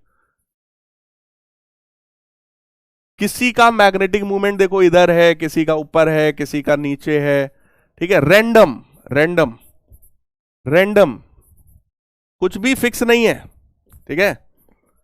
किसी का ऊपर, किसी का नीचे है, किसी का लेफ्ट में है, किसी का राइट में है, ठीक है। कुछ भी, मतलब कोई भी, कुछ रैंडम ऐसे ही बनाया मैंने, राइट। क्योंकि यहां पर जितने भी एटम्स थे वो सारे के सारे एटम्स जनरली इस तरीके से किसी भी डायरेक्शन में उनके पास थोड़ा थोड़ा मैग्नेटिक मूवमेंट था, like this, right. Diamagnetic substance में कोई मैग्नेटिक मूवमेंट नहीं था, इसमें था ही नहीं, तो बवाल खत्म है। इसमें यहां पर कुछ ना कुछ मैग्नेटिक मूवमेंट है, लेकिन अगर मैं इसका एक छोटा सा वॉल्यूम कंसीडर कर लूं, अगर मैं इसका एक छोटा सा वॉल्यूम कंसीडर कर लूं, तो इस छोटे से वॉल्यूम में अगर देखा जाएगा तो नेट मैग्नेटिक मूवमेंट कितना था? Net magnetic movement on very small volume of paramagnetic material is equal to 0, ठीक है। जब इसका बहुत छोटा सा एक पार्ट कंसीडर किया गया तो उस छोटे से पार्ट में जो मैग्नेटिक मूवमेंट था, that magnetic movement was 0, right. तो इसका मतलब बेटा यह था कि जब मैग्नेटिक फील्ड नहीं अप्लाई किया गया था तो दे वर रैंडमली ऑर्गेनाइज्ड। ऐसे देखो, रैंडम, कोई इधर, कोई उधर, कोई इधर लेफ्ट में, कोई राइट में, कोई ऊपर, कोई नीचे, कोई इधर की तरफ, कोई उधर की तरफ, मतलब रैंडम था। देखो इसका पिक्चर, राइट। अब जैसे ही हम लोग मैग्नेटिक फील्ड अप्लाई करेंगे प्यारे बच्चों, यहां पर जैसे ही मैग्नेटिक फील्ड यहां पर अप्लाई करेंगे, याद करो कैपेसिटर में मैंने डाई इलेक्ट्रिक पढ़ाया था, याद करो कैपेसिटर में मैंने डाई इलेक्ट्रिक पढ़ाया था। डाई इलेक्ट्रिक में जैसे ही इलेक्ट्रिक फील्ड पास होती थी, याद करो उसके अंदर के सारे मॉलिक्यूल्स खुद को अलाइन कर लेते थे। तो प्यारे बच्चों सेम कॉन्सेप्ट यहां पर है। जैसे ही मैग्नेटिक फील्ड यहां पर एंटर करता है, वो मैग्नेटिक फील्ड क्या करता है, इन सारे एटॉमिक डाइपोल्स को अपनी डायरेक्शन में अलाइन करा लेता है, राइट, अपनी डायरेक्शन में अलाइन करा लेता है। तो बिफोर मैग्नेटिक फील्ड जब हमने देखा तो इनके वजह से जो नेट मैग्नेटिक मूवमेंट था छोटे से पार्ट में, वो कितना था, 0। लेकिन जैसे ही मैग्नेटिक फील्ड हमने अप्लाई किया, अब अगर तुम इसका एक छोटा सा पार्ट भी ले लोगे तो उसमें भी मैग्नेटिक मूवमेंट राइट साइड में ही होगा। क्लियर? तो जरा पढ़ो, when a strong enough magnetic field B naught, एक स्ट्रॉन्ग मैग्नेटिक फील्ड को जब हम लोग अप्लाई करते हैं और टेम्परेचर को लो कर देते हैं, बेटा ध्यान से समझिएगा, मैग्नेटिक फील्ड स्ट्रॉन्ग करेंगे क्योंकि मैग्नेटिक फील्ड क्या कराएगा, इन सभी डाइपोल्स के ऊपर मैग्नेटिक फील्ड की वजह से ही टॉर्क लगेगा, है ना। मैग्नेटिक फील्ड क्या कराएगा, मैग्नेटिक फील्ड डेवलप टॉर्क, ये टॉर्क डेवलप कराएगा, राइट। और उस टॉर्क का फॉर्मूला आप सबको पता है, that is mb sin theta. Magnetic field जो है वो टॉर्क डेवलप कराता है और टॉर्क ही तो इन डाइपोल्स को अलाइन करा रहा है ना। अब बात आई, सर फिर टेम्परेचर को लो क्यों किया? क्योंकि बेटा अगर टेम्परेचर बढ़ता है तो इन सारे एटम्स की काइनेटिक एनर्जी बढ़ जाती है। जब काइनेटिक एनर्जी बढ़ती है तो ये सब भड़बड़ा के इधर उधर रैंडम मोशन करना शुरू करते हैं, तो ये सारा सिस्टम हमारा डिस्टर्ब हो जाता है, राइट। तो जब टेम्परेचर कम होगा तो काइनेटिक एनर्जी ऑफ एटम्स भी कम हो जाएगा, राइट है। तो हमारे लिए फेवरेबल कंडीशन क्या है कि आप मैग्नेटिक फील्ड को स्ट्रांग कर दो और टेम्परेचर को कम कर दो, ताकि इन सारे एटम्स की काइनेटिक एनर्जी कम हो जाए, सुस्त पड़ जाए, आराम से एक जगह पर जिधर मैं अलाइन करा रहा हूं उधर की तरफ अलाइन हो जाए। बात समझ में आ रही है, right. The field B naught, यानी कि जो आउटर फील्ड जो हम लोगों ने लगाया, tends to align the atomic dipoles in its own direction. इस डायरेक्शन में फील्ड थी तो उसने इन सारे छोटे छोटे डाइपोल्स को भी अपनी डायरेक्शन में अलाइन कर लिया, प्रोड्यूसिंग वीक मैग्नेटिक मूवमेंट, जिसकी वजह से weak magnetic movement in the direction of magnetic field develop हो गया। यानी इस सब्सटेंस के अंदर जो मैग्नेटिज्म आया है वो मैग्नेटिक फील्ड की डायरेक्शन में है, मैग्नेटाइजिंग फील्ड की डायरेक्शन में है, और वीक मैग्नेटिज्म है। The material tends to move from, क्योंकि ये मटेरियल वीक है ना, इसके अंदर वीक मैग्नेटिज्म आया है बट फील्ड की डायरेक्शन में आया है, तो ये किसी वीक स्टूडेंट की तरह है जो टीचर को मानता बहुत है, टीचर की बात फॉलो करना बहुत जानता है, वो टीचर को मतलब इस हद तक मानता है कि टीचर कुछ भी कह देगा तो वो करेगा, बस वो थोड़ा सा वीक है। तो ऐसे जो बच्चे होते हैं मेरे प्यारे बच्चों, वो आज वीक हैं लेकिन कुछ समय के बाद वो स्ट्रांग हो जाएंगे। सेम काम यहां पर भी है, सेम चीज यहां पर भी है कि इस सब्सटेंस के अंदर वीक मैग्नेटिज्म आया है, लेकिन ये जो सब्सटेंस है जब इसको मैग्नेटिक फील्ड में डाला जाता है तो it always move from weak region to strong region, ये वीक से स्ट्रॉन्ग रीजन की तरफ मूव कर जाता है। इसी कॉन्सेप्ट को पैरामैग्नेटिज्म कहते हैं। कमेंट सेक्शन में आग लगा दो अगर ये बात समझ में आ गई तो, आग लगा दो भाई, बात समझ में आ गई तो।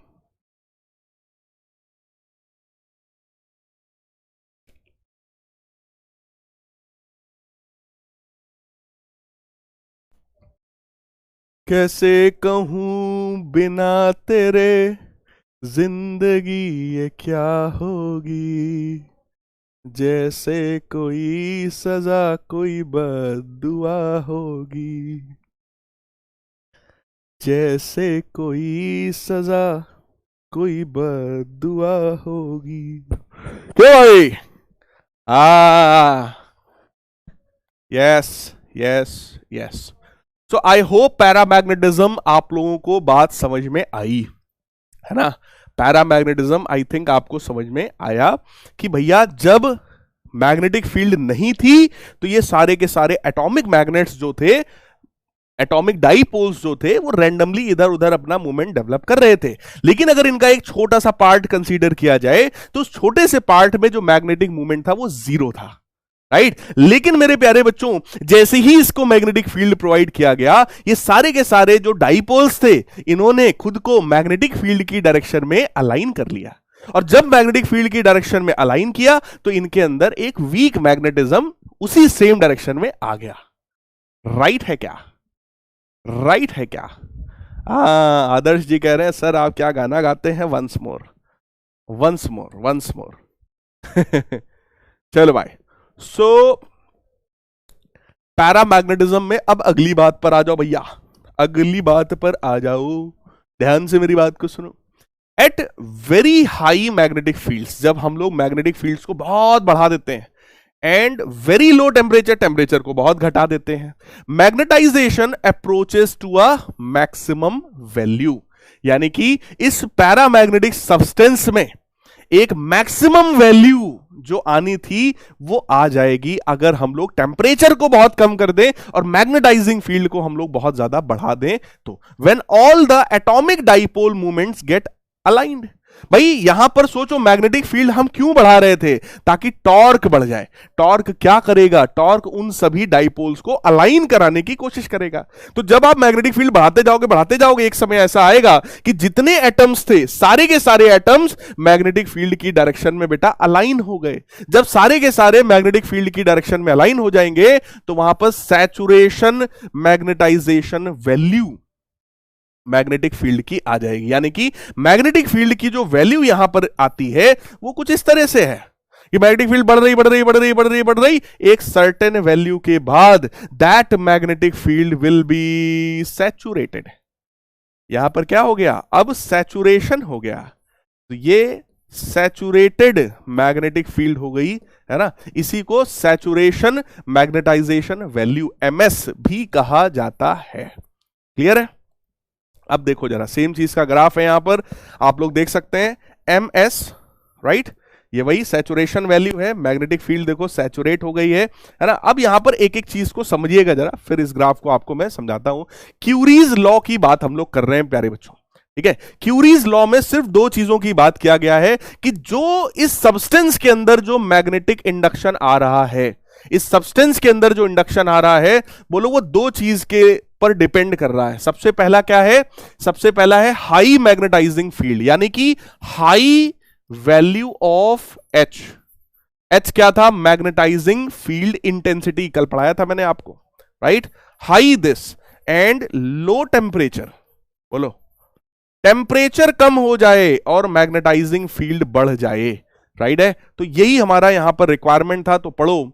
It is found that intensity of magnetization, it is found that intensity of magnetization, जरा याद करो कल पढ़ाया था क्या होता है? That was magnetic movement developed per unit volume, magnetic movement developed per unit volume. So magnetic movement developed per unit volume जो है, यानी कि जो कैपिटल एम है, intensity of magnetization, that is directly proportional to magnetising field intensity and inversely proportional to temperature. Clear है? So intensity of magnetization M is directly proportional to H by T. Proportionality हटता है बेटा, constant आता है सी, Curie constant, आप नाम से समझ रहे होंगे। So M by H that is equal to C by T. इस एच को अगर नीचे ले आओगे तो M by H is equal to C by T. और बोलो एम बाई एच जो होता है वो क्या कहलाता है? That is susceptibility, magnetic susceptibility. तो यहां पर मेरे प्यारे बच्चों आप लोग देख सकते हैं, magnetic susceptibility of the material is equal to Curie constant upon temperature, right. यानी कि अगर ये कांस्टेंट है भैया, तो मैग्नेटिक ससेप्टिबिलिटी जो है वो इनवर्सली प्रोपोर्शनल टू टेम्परेचर हो गया। टेम्परेचर को अगर आप बढ़ाओगे तो मैग्नेटिक ससेप्टिबिलिटी जो है वो घटता चला जाएगा। तो अगर आपको कभी भी ग्राफ बनाने को कह दिया जाए, आपको कभी भी ग्राफ बनाने को अगर कह दिया जाए कि भैया इधर टेम्परेचर हो और इधर जो है वो मैग्नेटिक ससेप्टिबिलिटी हो, तो that graph is something like this. जैसे जैसे टेम्परेचर बढ़ेगा, मैग्नेटिक ससेप्टिबिलिटी की वैल्यू जो है वो घटती चली जाएगी। इसी को मेरे प्यारे बच्चों क्यूरी लॉ कहा जाता है। This is known as Curie's law. अब यहां पर ग्राफ देखो किन चीजों के बीच में प्यारे बच्चों, ग्राफ है एम और M is equal to C times H by T होता है, राइट। तो y एक्सिस पर मैंने m रखा है और x एक्सिस पर मैंने h बाई टी रखा है। इन दो चीजों के बीच का ग्राफ है। क्लियर है? तो जैसे जैसे h बाई टी को बढ़ाओगे वैसे वैसे ये m भी हमारा बढ़ेगा। तो देखो ये बढ़ रहा है, बढ़ रहा है, बढ़ रहा है, बढ़ रहा है, उसके बाद जाकर के ये कांस्टेंट हो गया। और उस कांस्टेंट इंटेंसिटी ऑफ मैग्नेटाइजेशन को ही ms बोलते हैं, that is saturated value of intensity of magnetisation. I hope आपको पूरी बात समझ में आई होगी। जल्दी से कमेंट सेक्शन में मेरे को बता दीजिए, आग लगा करके, आग लगा करके बता दीजिए जल्दी से भैया, क्या क्यूरी लॉ एकदम क्लियर है? बेटा इंपॉर्टेंट है, इंपॉर्टेंट है, ये चीज पूछा जाता है। Magnetic susceptibility is inversely proportional to temperature. Temperature बढ़ाओगे मैग्नेटिक ससेप्टिबिलिटी की जो वैल्यू है वो घटती चली जाएगी। राठी जी बहुत बढ़िया, बहुत बढ़िया, बहुत बढ़िया, बहुत बढ़िया।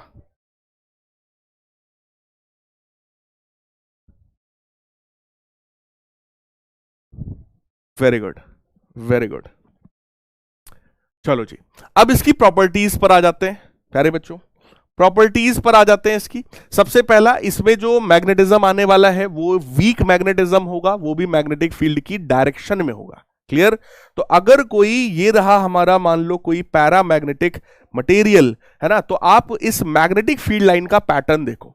अगर इस मटेरियल को हम लोग किसी भी मैग्नेटिक फील्ड में अगर रख दें, जैसा कि यहां पर दिखाया गया है, जैसा कि यहां पर दिखाया गया है, जैसे मान लो ये मैग्नेटिक फील्ड में हमने इस मटेरियल को रखा, ठीक। तो मैग्नेटिक फील्ड जो इसके अंदर आ रही है, देखो वो इसकी तरफ अट्रैक्ट हो रही है, इसकी तरफ अट्रैक्ट हो रही है, बट वो वीक मैग्नेटिक फील्ड है ना। तो इसके अंदर जो मैग्नेटिज्म आएगा वो मैग्नेटिक फील्ड की डायरेक्शन में ही आएगा, but that will be weak magnetic field. Right है? तो पढ़ो, when placed in external magnetic field a paramagnetic substance develops weak magnetisation in the direction of the applied field. Clear? When a rod of paramagnetic material is placed in magnetic field, same चीज को यहां पर explain किया गया है केवल कि magnetic field lines pass पास हो जाएंगी। डायमैग्नेटिक के केस में क्या हुआ था, मैग्नेटिक फील्ड लाइन दूर से चली गई थी, ऐसे ऐसे इसके बाहर से निकल गई थी। इसमें क्या है, इसकी तरफ आने की कोशिश मैग्नेटिक फील्ड लाइंस कर रही हैं, यानी कि ये मैग्नेटिक फील्ड में जब जाएगा तो weak magnetisation in the direction of magnetic field इसके अंदर प्रोड्यूस हो जाएगा। राइट? अब अगर मैं इसकी बात करूं तो क्योंकि ये वीक स्टूडेंट है तो ये वीक से stronger part of magnetic field की तरफ जाएगा, है ना? मैग्नेटिक फील्ड इसमें आएगा, वीक मैग्नेटिक फील्ड आएगा, so it will be moving towards the stronger part of the field from the weaker part. Clear? अगला देखो, अगर इसको मैं मैग्नेटिक फील्ड के बीच में लटकाऊंगा तो ये खुद को मैग्नेटिक फील्ड की डायरेक्शन में अलाइन कर लेगा। ठीक है? तो ये मैग्नेटिक मटेरियल है, ये मैग्नेटिक फील्ड देखो नॉर्थ से साउथ होती है, तो ये खुद को फील्ड की डायरेक्शन में अलाइन करेगा, क्योंकि जिस डायरेक्शन में फील्ड है इसके अंदर भी इंड्यूस्ड फील्ड उसी डायरेक्शन में आती है, तो ये उसको फील्ड की डायरेक्शन में प्यारे बच्चों अलाइन कर लेता है। ठीक है? ससेप्टिबिलिटी की बात करें तो इसकी जो ससेप्टिबिलिटी है वो स्मॉल होती है बट पॉजिटिव होती है। डायामैग्नेटिक में जो ससेप्टिबिलिटी थी वो कैसी थी, स्मॉल थी और निगेटिव थी। यहां पर कैसी है, स्मॉल है, पॉजिटिव है। एल्यूमिनियम के लिए वैल्यू आप लोग देख सकते हैं 1.8 इंटू 10⁻⁻6 है, but that susceptibility is positive. Right? Relative permeability की अगर मैं बात करूं तो उसकी जो वैल्यू होती है वो 1 से थोड़ी सी बड़ी होती है, स्लाइटली ग्रेटर देन 1, क्योंकि यहां पर ये जो है दिस इज स्मॉल पॉजिटिव, ये वैल्यू स्मॉल भी है और साथ ही साथ ये वैल्यू पॉजिटिव भी है, और इसमें 1 जोड़ा है हमने, तो एक से थोड़ी सी बड़ी रिलेटिव परमेबिलिटी होती है। राइट है? क्लियर है क्या? So relative permeability is greater than 1 in this situation. Diamagnetic में कैसा था, relative permeability was between 0 to 1, 0 से 1 के बीच में था। यहां पर क्या 1 से बड़ा होगा लेकिन होगा छोटा ही। क्लियर? बाकी क्यूरी लॉ आप सबको पता है कि मैग्नेटिक ससेप्टिबिलिटी जो है that is inversely proportional to temperature which is Curie law, सबको पता है ये बात, है ना? अब आ जाते हैं इंटेंसिटी ऑफ मैग्नेटाइजेशन जो है that is proportional to the magnetizing field, so susceptibility and permeability do not show any variation with the B not यानी कि मैग्नेटिक इंडक्शन। राइट? यहां पर क्या है, इंटेंसिटी ऑफ मैग्नेटाइजेशन जो है वो मैग्नेटाइजिंग फील्ड की इंटेंसिटी बढ़ाने से बढ़ रहा था। जैसे जैसे मैग्नेटाइजिंग फील्ड को हम बढ़ाते चले गए तो इसकी वैल्यू भी जो है वो बढ़ती चली गई है। एज सुन as magnetising field is removed, paramagnetic substance loses its magnetism. ये वाला नेचर इसका बिल्कुल डायामैग्नेटिक सब्सटेंस की ही तरह है। डायामैग्नेटिक में भी यही होता है कि अगर आपने एक्सटर्नल मैग्नेटाइजिंग फील्ड हटा दिया तो डायामैग्नेटिक में भी जो भी फील्ड आ रही थी अपोजिट डायरेक्शन में, वीक फील्ड, वो खत्म हो जा रही थी। यहां भी वही खेल है बेटा कि मैग्नेटिक फील्ड की डायरेक्शन में जो फील्ड आई है वो तुरंत जो है गायब हो जाएगी अगर आपने मैग्नेटाइजिंग फील्ड को हटा दिया तब। क्लियर है? क्लियर है क्या? हाँ, इतनी बात अगर एकदम चकाचक क्लियर है भैया तो कमेंट सेक्शन में सभी लोग बता सकते हैं, सभी लोग बता दीजिए जरा। और यहां भी थोड़ा सा बता दो यार, जरा वोट वोट करके बता दो जरा। तो सारा खेल तो देखो वोट का ही है ना? जिसके पास वोट है उसके पास नोट है, क्यों भाई? तो वोट करके सब लोग बता दीजिए, थम्स अप करके बता दीजिए, क्या ये बात एकदम बिंदास समझ में आ गई है? यानी कि हम लोग ने डायामैग्नेटिक सब्सटेंस और पैरामैग्नेटिक सब्सटेंस दोनों की बात प्यारे बच्चों कर लिया है ना?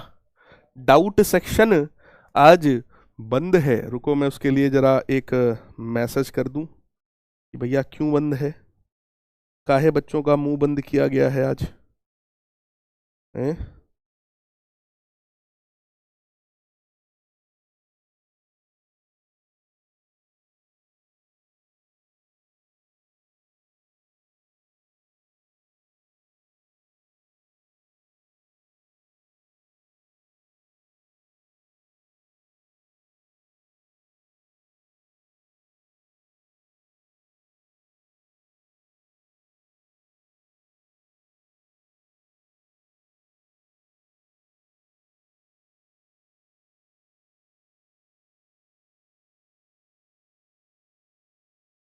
कर दिया मैसेज भाई, अभी वो देखेंगे तो सही कर देंगे। हाँ, good good good good. Very good, 85% बच्चे हैं, फिर से एकदम मामला चकाचक चल रहा है ना। सो अब आ जाते हैं अपने आखिरी सब्सटेंस की तरफ, and that is ferromagnetic substance. ठीक है, मेरी बात को समझिएगा। फेरोमैग्नेटिक सब्सटेंस के केस में क्या होता है, इन मटेरियल्स लाइक आयरन, निकल, कोबाल्ट, है ना, ये फेरोमैग्नेटिक सब्सटेंस का एग्जांपल है। इनमें जो मैग्नेटिक फील्ड आती है बहुत स्ट्रांग आती है। The individual atoms are associated with the large magnetic movements. यहां पर जो एटम्स होते हैं ना, उनका अपना जो मैग्नेटिक मूवमेंट होता है उसकी वैल्यू बहुत ज्यादा होती है, राइट। मैग्नेटिक मूवमेंट काफी लार्ज होता है। The magnetic movement of the neighbouring atoms interact with each other and align themself spontaneously in common direction over macroscopic regions called domains. यहां पर खेल ऐसा होता है, यहां पर खेल ऐसा होता है फेरोमैग्नेटिक सब्सटेंस में। फेरोमैग्नेटिक सब्सटेंस में बेटा खेल ऐसा होता है कि अगर ये कोई फेरोमैग्नेटिक सब्सटेंस है तो आप इसके कुछ पार्ट्स कर लो, है ना, इसके आप जो है कुछ पार्ट्स कर लो। जैसे मान लो हमने इसके कुछ 5-6 पार्ट्स कर लिए, तो यहां पर एक पार्ट ऐसा हुआ पता चला जिसमें जो मैग्नेटिक मूवमेंट है वो अपवर्ड डायरेक्शन में है। ठीक है, कोई एक पार्ट ऐसा हुआ जिसमें मैग्नेटिक मूवमेंट इस डायरेक्शन में है, कोई ऐसा पार्ट है जिसमें मैग्नेटिक मूवमेंट इस डायरेक्शन में है, कोई ऐसा है जिसमें magnetic movement just downward direction में।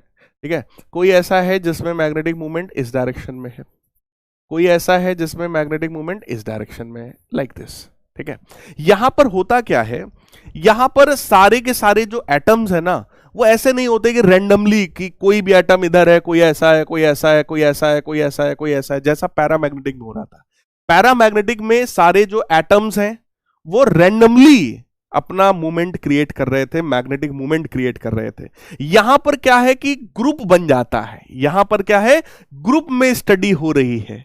यहां पर जो एटम्स हैं वो अपने अपने ग्रुप बना लेते हैं कि ये कुछ ऐसे एटम्स हैं जिनका डाइपोल मूवमेंट अपवर्ड डायरेक्शन में है, कुछ ऐसे हैं जो इधर की तरफ है, कुछ ऐसे हैं जो इधर की तरफ है, कुछ ऐसे इधर की तरफ, कुछ ऐसे इधर, कुछ ऐसे इधर की तरफ, राइट। तो इनमें अपना एक ग्रुप होता है, राइट। अब अगर आप यहां पर एक छोटा सा इसका एक पार्ट ले लो, उसी छोटे से पार्ट को बेटा डोमेन कहा जाता है। इस छोटे से पार्ट को हम लोग क्या बोलते हैं, domain. It is a small volume. जैसे पिछली बार मैंने एक स्मॉल से वॉल्यूम में बताया था ना कि नेट मैग्नेटिक मूवमेंट 0 था, ठीक है, पैरामैग्नेटिक में। लेकिन यहां पर अगर आप एक छोटा सा पार्ट ले लोगे या एक छोटा सा डोमेन ले लोगे, तो उस डोमेन में जो मैग्नेटिक फील्ड है वो चेक कर लो, बहुत स्ट्रांग है। That magnetic field is very strong और एक सर्टेन डायरेक्शन में है, अपवर्ड डायरेक्शन में, राइट। तो ये डोमेन थ्योरी से इस चीज को एक्सप्लेन किया जाता है कि आयरन, निकल और कोबाल्ट में क्या होगा कि कोई भी एक एटम है, उसका अपना जो मैग्नेटिक मूवमेंट है वो अपने सराउंडिंग वाले एटम्स का मैग्नेटिक मूवमेंट भी उसी डायरेक्शन में अलाइन करा लेता है, राइट। ये अपने आप होता है, दिस अकर्स स्पॉन्टेनियसली। स्पॉन्टेनियसली देखो कहां लिखा हुआ है, हाँ, दिस अकर्स स्पॉन्टेनियसली, यानी कि अपने आप होता है, इसमें हमें कुछ नहीं करना है, सेल्फ अकरिंग है।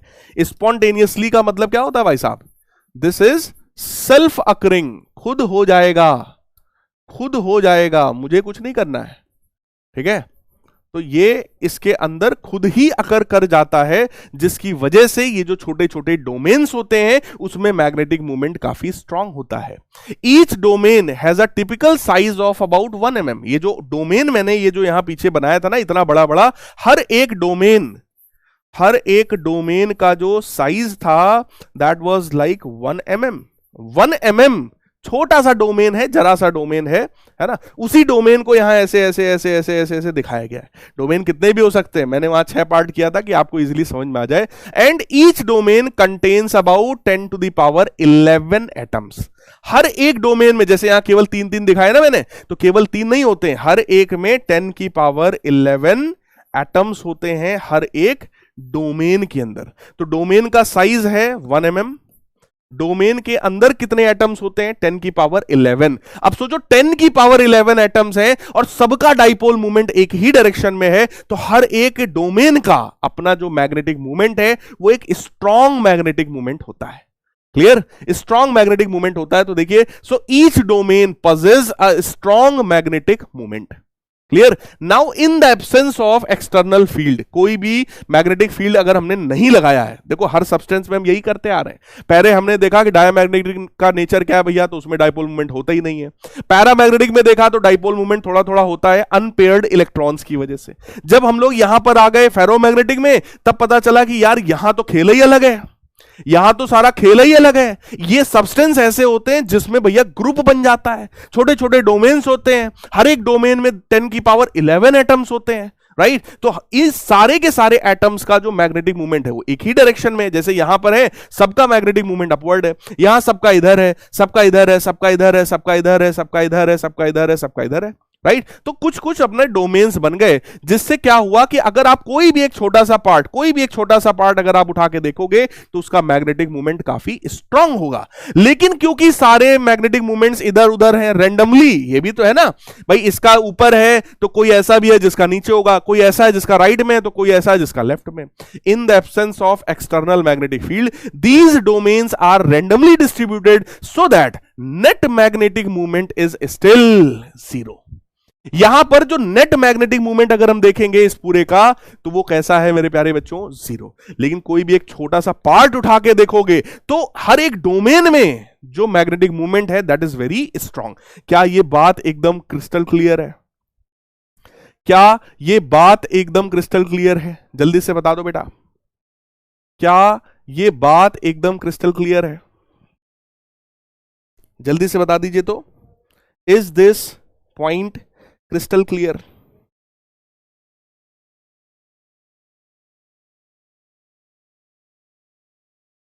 सही है?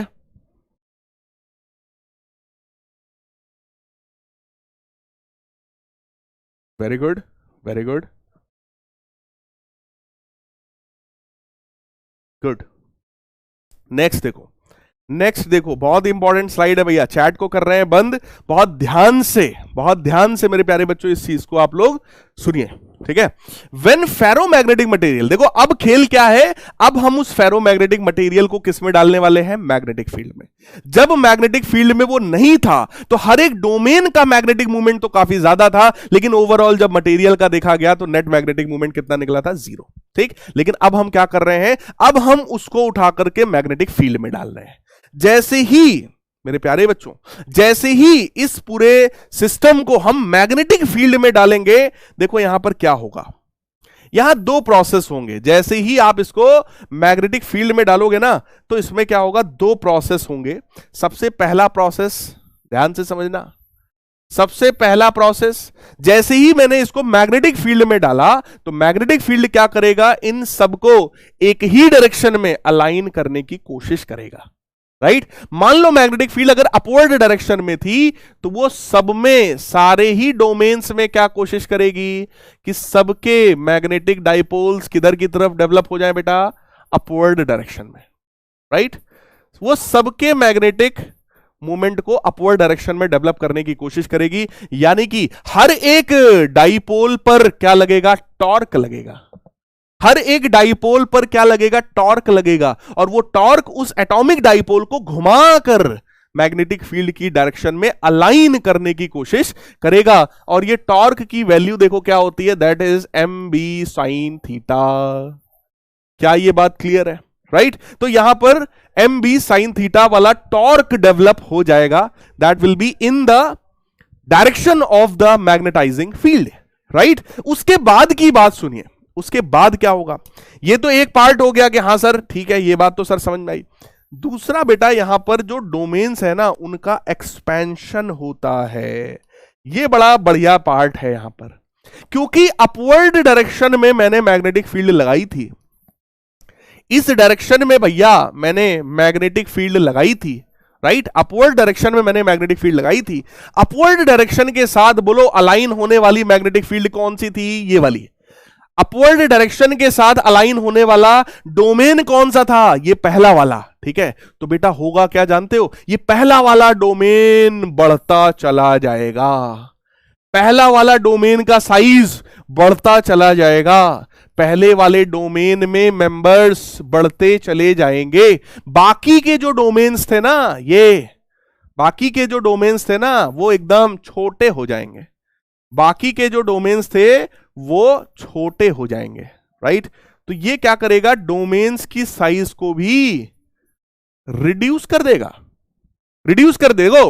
ये दो काम करता है। जैसे ही आपने इसको एक्सटर्नल मैग्नेटाइजिंग फील्ड में डाला तो मैग्नेटाइजिंग फील्ड क्या करेगा, दो क्वेश्चन पूछेगा। पहला क्वेश्चन ये पूछेगा हर एक डोमेन से, क्यों भाई मेरी डायरेक्शन में अलाइन हो गए। अगर हो जाओगे अलाइन, खुद को घुमा करके अलाइन कर लोगे तब तो बेस्ट है, तब तो खुद को अलाइन कर लेगा उस डायरेक्शन में। और अगर मेरी डायरेक्शन में अलाइन नहीं होगे तो फिर तुम छोटे हो जाओ, तुम्हारा यहां कोई काम नहीं है। तो ये क्या करेगा, ये जो बाकी जो डोमेन्स थे जो कि उस फील्ड के साथ अलाइन नहीं हो रहे थे उनको रिड्यूस कर देगा, उनकी साइज को डिक्रीज कर देगा। तो ओवरऑल जब आप इस सब्सटेंस को देखोगे तो इस सब्सटेंस में जो मैग्नेटिज्म आएगा वो अपवर्ड डायरेक्शन में ही आएगा। क्लियर है। अब आ जाओ जरा यहां पर आपको सेम चीज मैं दिखाता हूं, पढ़ो। When the ferromagnetic material is placed in magnetic field, all the domains align themselves along the direction of field। हर एक जो डोमेन है वो खुद को फील्ड की डायरेक्शन में अलाइन करता है, leading to a strong magnetization of the material. Strong magnetization of the material along the direction of the field, that is why ferromagnetic substances are strongly attracted by magnets। यही कारण है क्योंकि इनके अंदर बहुत स्ट्रॉन्ग मैग्नेटिक फील्ड आने वाला है, इसीलिए फेरोमैग्नेटिक सब्सटेंसेस जो होते हैं वो स्ट्रांगली अट्रैक्ट होते हैं मैग्नेट से। डायामैग्नेटिक सब्सटेंस रिपेल हो जाते हैं, पैरामैग्नेटिक भी अट्रैक्ट होते हैं, वीकली अट्रैक्ट होते हैं, बट फेरोमैग्नेटिक स्ट्रांगली अट्रैक्ट होते हैं मैग्नेट्स की तरफ। The alignment of the domain में अकर इन टू वेज। दो तरीके से ये अलाइनमेंट होता है। पहला तरीका ये है displacement of the boundary of the domain. Domain की बाउंड्री बड़ी हो जाएगी। जैसे अगर मैंने यहां पर देखो, पिछली बार जब मैंने समझाया था स्लाइड में तो मैंने अपवर्ड डायरेक्शन में फील्ड लिया था। अभी जो हम लोगों ने फील्ड लिया है वो किधर की तरफ लिया है, राइट साइड में। जब फील्ड नहीं थी, चेक करो, जब फील्ड नहीं थी तो अलग अलग डोमेन्स थे, ये ऐसा, ये ऐसा, ये ऐसा, ये ऐसा। इसमें फील्ड इधर, इसमें इधर, इसमें इधर, इसमें इधर। ये थोड़ा बढ़िया डिजाइनर बना दिया है कि आपको बात समझ में आए। और अगर वीक मैग्नेटिक फील्ड, आपने क्या किया, आपने थोड़ा सा मैग्नेटिक फील्ड को बढ़ाया, आपने थोड़ा सा मैग्नेटिक फील्ड को बढ़ाया। जैसे ही थोड़ा सा मैग्नेटिक फील्ड बढ़ा, वो भी राइट साइड में, क्योंकि वो राइट साइड वाला मैग्नेटिक फील्ड इस वाले पार्ट के, इस वाले डोमेन की मैग्नेटिक फील्ड के साथ मैच कर रहा था। तो इस वाले डोमेन का साइज आप देखो बड़ा हो गया, ये वाला सब डोमेन जो है वो छोटा हो गया। क्या ये बात समझ में आ रही है? ये बाकी जो अलाइन नहीं हो रहे थे वो उनका साइज छोटा हो गया, ये बड़ा हो गया। ये काम होता है वीक मैग्नेटिक फील्ड में। क्लियर है? उसके बाद बात आती है भैया strong magnetic field. Strong magnetic field कहता है अबे घूमेगा कैसे नहीं, चल घूम, तुरंत। ये जो छोटे छोटे वाले भी थे ना, इनको भी तुरंत घुमा देता है, तुरंत टॉर्क लगाएगा और फटाफट भाई साहब घुमा देगा। और देख लो सारे के सारे डोमेन्स में जो मैग्नेटिक मूवमेंट है उनका डायरेक्शन किधर हो जाएगा, सेम डायरेक्शन में हो जाएगा। तो जब थोड़ा थोड़ा मैग्नेटिक फील्ड आप जब बढ़ा रहे होगे तो ये वाला काम होगा, बाउंड्रीज का एक्सपेंशन होगा। और जब मैग्नेटिक फील्ड काफी ज्यादा हो जाएगी तो तुरंत घुमा देगी हर एक डोमेन को, और सारे के सारे डोमेन हमारे अलाइन हो जाएंगे। मेरे प्यारे बच्चों, जल्दी से कमेंट करके बता दीजिए क्या ये बात क्रिस्टल क्लियर है। कमेंट सेक्शन में आग लग जानी चाहिए, कमेंट सेक्शन में आग लग जानी चाहिए। बिना तेरे न एक पल हो, न बिन तेरे कहीं कल हो, ये दिल बन जाए पत्थर का, न इसमें कोई हलचल हो। हाँ भाई, बिना किसी हलचल के फटाफट आग लगा दीजिए कमेंट सेक्शन में, कमेंट सेक्शन में आग लगा दीजिए भाई। यस, बहुत बढ़िया, बिंदास बिंदास बिंदास, बहुत बढ़िया, वाह वाह भाई वाह। ठीक है, अब modified curies law. Ferromagnetic substance में भी भाई साहब क्यूरी लॉ आता है ना, और उसको थोड़ा सा मॉडिफाई किया जाता है। क्यूरी लॉ को पहले समझ लो, फिर आपके डाउट सेक्शन को ओपन करते हैं। When a ferromagnetic sample is heated, जब भी हम लोग किसी फेरोमैग्नेटिक सब्सटेंस को हीट करेंगे, मैग्नेटाइजेशन डिक्रीज हो जाता है due to increase in the randomization of the domains. ये वही वाला खेल है। अगर टेम्परेचर बढ़ाओगे तो हर एक एटम का काइनेटिक एनर्जी बढ़ेगा, डोमेन्स का काइनेटिक एनर्जी बढ़ेगा, तो उस डोमेन में रैंडमाइजेशन बढ़ेगा। रैंडमाइजेशन क्या है? रैंडम मोशन, जिगजैग मोशन जो होता है ना मॉलिक्यूल्स का, वो बढ़ेगा। जब वो बढ़ेगा बेटा तो मैग्नेटिक प्रॉपर्टीज जो है वो वीक हो जाएंगी। क्योंकि आप लोग ये समझ रहे हो कि मैग्नेटिक प्रॉपर्टी किसकी वजह से है? Same alignment of the magnetic dipoles. अगर मैग्नेटिक मूवमेंट सेम डायरेक्शन में है तो बोलो मैग्नेटिक फील्ड स्ट्रांग है। सारा खेल तो उसी का है ना। जब आप टेम्परेचर को बढ़ाते हो तो उसमें काइनेटिक एनर्जी बढ़ती है और वो जो सिस्टम है हमारा, जो अरेंजमेंट है हमारा, डिस्टर्ब हो जाता है। At sufficiently high temperature domain structure disintegrates and then ferromagnetic substance become paramagnetic substance. यानी कि जब आप टेम्परेचर को बढ़ाते चले जाते हो तो फेरोमैग्नेटिक सब्सटेंस जो है एक सर्टेन टेम्परेचर के बाद पैरामैग्नेटिक सब्सटेंस की तरह बिहेव करने लगता है। यानी कि उस फेरोमैग्नेटिक सब्सटेंस का जो मैग्नेटिज्म है वो वीक हो जाता है, क्योंकि उसका स्ट्रक्चर डिस्टर्ब हो जाता है। उसका स्ट्रक्चर ही डिस्टर्ब हो जाता है मेरे प्यारे बच्चों, इसलिए वो पैरामैग्नेटिक की तरह बिहेव करने लगता है। और जिस टेम्परेचर पर ये काम होता है उसी टेम्परेचर को क्यूरी टेम्परेचर या उसी को क्यूरी पॉइंट भी कहा जाता है। जिस टेम्परेचर पर हमारा फेरोमैग्नेटिक सब्सटेंस पैरामैग्नेटिक में कन्वर्ट होगा उसको क्या नाम देंगे हम लोग? Curie temperature. क्लियर? तो मैग्नेटिक ससेप्टिबिलिटी यहां भी इनवर्सली प्रोपोर्शनल टू टेम्परेचर होती है, लेकिन ये वो टेम्परेचर है जो क्यूरी टेम्परेचर के आगे है। क्यूरी टेम्परेचर के आगे है, क्योंकि मेरे प्यारे बच्चों ये वाला जो लॉ है, जो क्यूरी लॉ है, बोलो क्यूरी लॉ पैरामैग्नेटिक सब्सटेंस के लिए था। क्यूरी लॉ किसके लिए था? पैरामैग्नेटिक सब्सटेंस के लिए था, राइट? तो जब ये सब्सटेंस पैरामैग्नेटिक बन जाएगा, कब पैरामैग्नेटिक बनेगा? इस वाले क्यूरी टेम्परेचर पर। क्यूरी टेम्परेचर पर ये क्या बनेगा? पैरामैग्नेटिक बनेगा। तो क्यूरी टेम्परेचर आ जाने के बाद जितना टेम्परेचर बढ़ाए हो उस टेम्परेचर के इनवर्सली प्रोपोर्शनल होता है मैग्नेटिक ससेप्टिबिलिटी। बोलो पैरामैग्नेटिक सब्सटेंस में तुमने क्या पढ़ा था?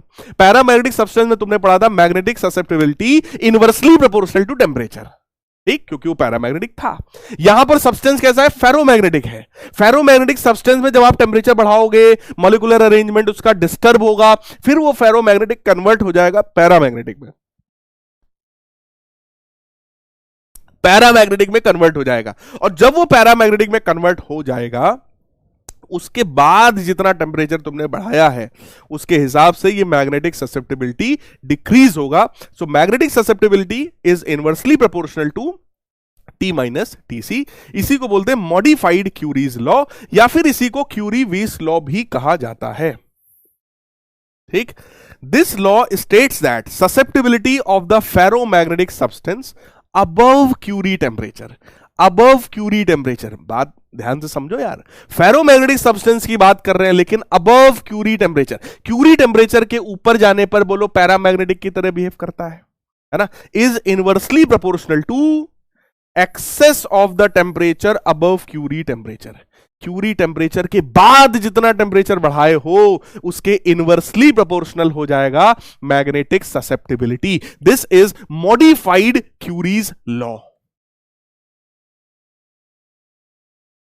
जल्दी से जल्दी बता दो भाई साहब, जल्दी से जल्दी बता दो भाई साहब, फटाफट बता दीजिए। बिल्कुल बेटा उत्कर्ष बना सकते हो, बिल्कुल आप टेबल बना सकते हैं ताकि ये पॉइंट्स आपको जो है याद हो जाए। हालांकि बुक में मिल जाएगी ये टेबल आपको। पैरामैग्नेटिक, फेरोमैग्नेटिक और डायमैग्नेटिक सब्सटेंसेस का जो कंपैरिजन है वो बुक्स में किया गया है, वहां से आपको मिल जाएगा, है ना? वहां से आप लोग अपनी कॉपी पे नोट कर सकते हो यार, राइट है? प्रॉपर्टीज पर आ जाओ भैया। फेरोमैग्नेटिक की सबसे पहला स्ट्रॉन्ग मैग्नेटिक फील्ड इसमें आएगा, वो भी मैग्नेटाइजिंग फील्ड की डायरेक्शन में।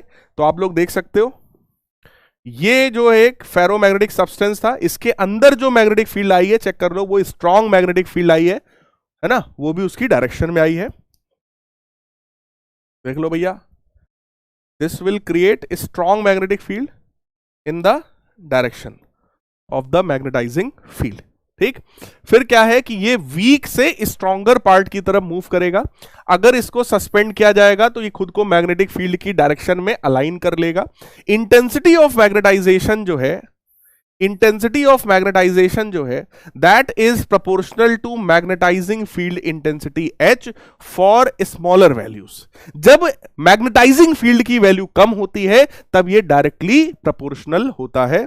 For moderate values of H M increases rapidly, यानी कि जब मैग्नेटाइजिंग फील्ड एक ठीक ठाक लेवल पर पहुंच जाता है तब ये मैग्नेटिज्म इसमें बहुत तेजी से इंक्रीज होता है and finally attains a constant value for the large magnetizing field.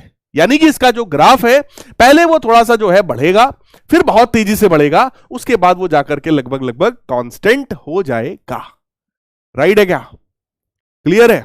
Susceptibility जो होता है that is equal to M by H, है ना?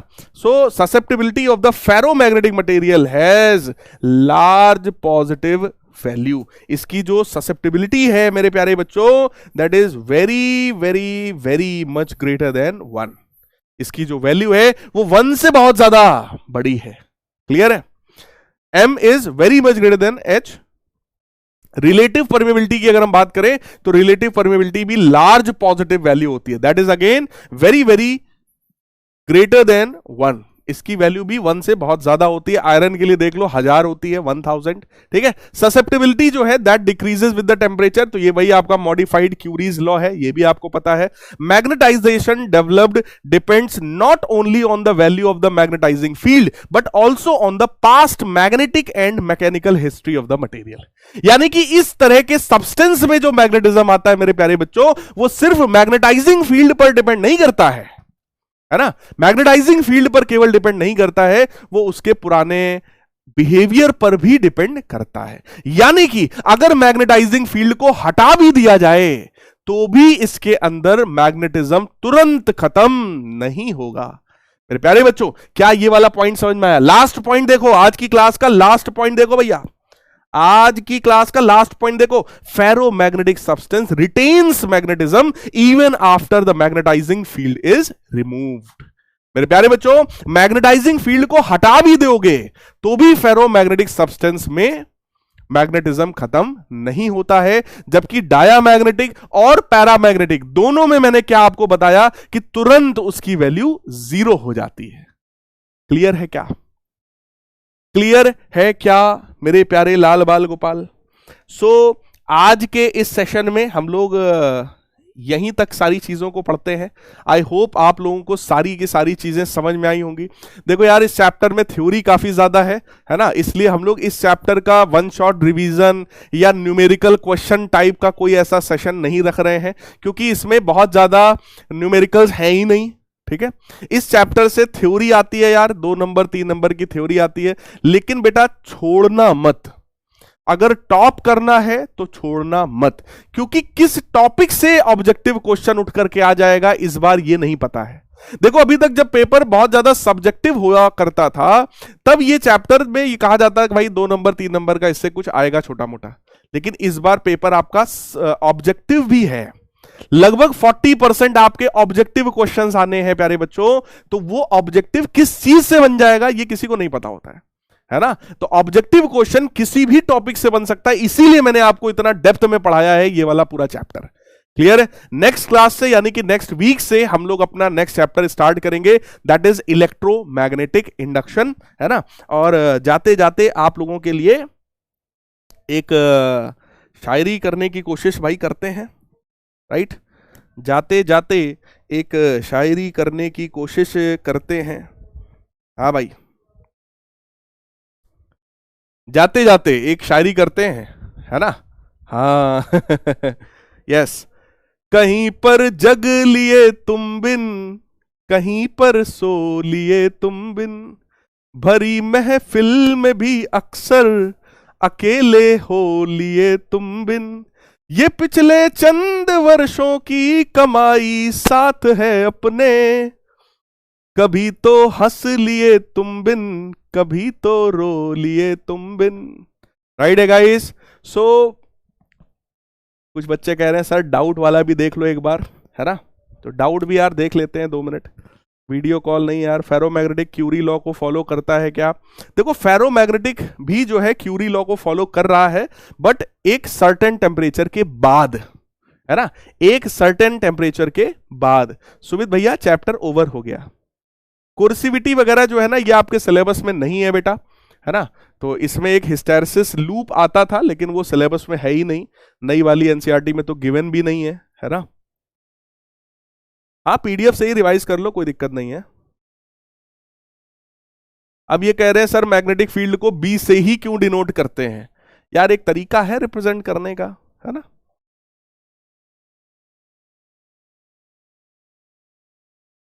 चैप्टर ओवर हो गया, समझा दिया, ओवर हो गया।